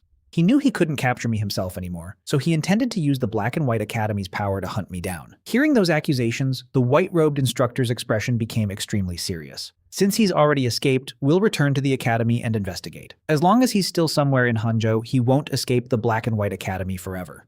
But when everyone returned, another shocking report was already waiting for them. The newly revived Enlightenment ancient tea tree from the Vice Dean's medicinal garden had been stolen. The entire Black and White Academy was thrown into chaos. The Vice Dean's personal disciple, Gu Zhou, had been murdered inside Lingyun Palace, his body had completely disappeared, and the talented disciple Wu Qinghuan had vanished without a trace as well. The white-robed instructor exchanged a stunned look with Yun Chen, and both of them could clearly see the shock in each other's eyes. Even Yun Chen himself was speechless. Earlier, he had deliberately accused me in front of the Academy elders because he wanted to use the Black and White Academy's strength to hunt me down, but he never expected every accusation he made to turn out to be true. Before long, my name was placed on the Black and White Academy's highest wanted list, and news of everything I had done spread throughout Hanzhou, causing an enormous uproar. Offending the Black and White Academy inside Hanzhou was practically a death sentence for anyone else. But by then, I had already activated the Emperor Jiang Jade Pendant and safely returned to Xuanzhou. Back in my own courtyard, I'd only sorted through everything I had gained from this journey. Although the Saint's handbone consumed an enormous amount of power whenever it was used, its destructive force was beyond imagination and could easily become one of my greatest trump cards. The demonic bull meat was incredibly nourishing and would be enough to sustain my cultivation for quite some time. As for the fragment of Divine Thunder origin, I immediately absorbed it into my Qi-Si. It would only be a matter of time before I completely refined it.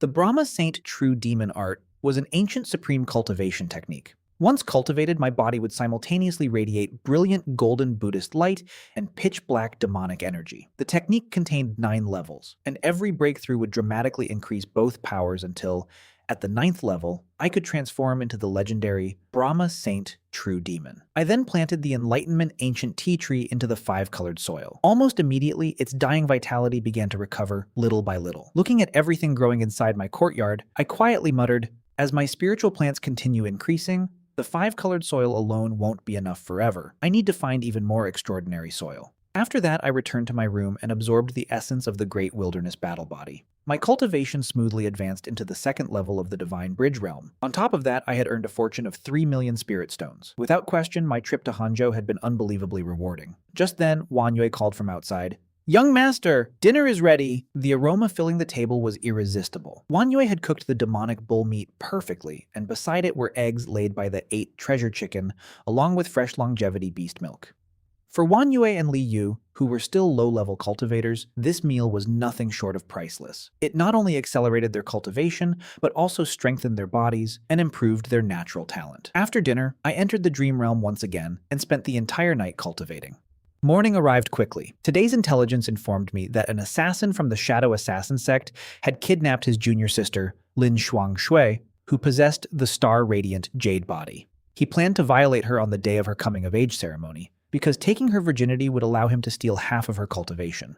The second piece of intelligence revealed that tomorrow the Weiyuan escort agency would be ambushed by 3 mountain strongholds, allowing Shi Jinshan of Duanyun village to seize an enormous amount of spirit gold sand. A slight smile appeared on my face. The star-radiant jade body was too valuable to ignore. As for Shi Jinshan, I could deal with him tomorrow. Following the system's guidance, I soon arrived at a chaotic stone forest where huge rocks were scattered in every direction. Deep among the boulders, I found Lin Shuangshui leaning weakly against a massive stone with blood flowing from the corner of her mouth. Looking at the short, pockmarked man approaching her with a disgusting grin, she asked painfully, "Senior brother, I've always treated you like family. Why are you doing this?" The pockmarked assassin laughed shamelessly as he walked closer. "Since you see me as family, what's wrong with sacrificing yourself for your senior brother? I'm only taking half your cultivation." Lin Shuangshui cried desperately, "No, help!" The man grinned, revealing his filthy yellow teeth. "Go ahead and scream. The louder you scream, the more excited I get." Just as he reached for her clothes, a vicious expression flashed across Lin Shuangshui's face, and she suddenly spat out a silver needle. The pockmarked man reacted quickly enough to avoid a fatal hit, but the needle still pierced his earlobe. Seeing that she had landed the attack, Lin Shuangshui laughed loudly. "Senior brother, you've already been struck by my poison needle. Within 3 days, your body will rot away."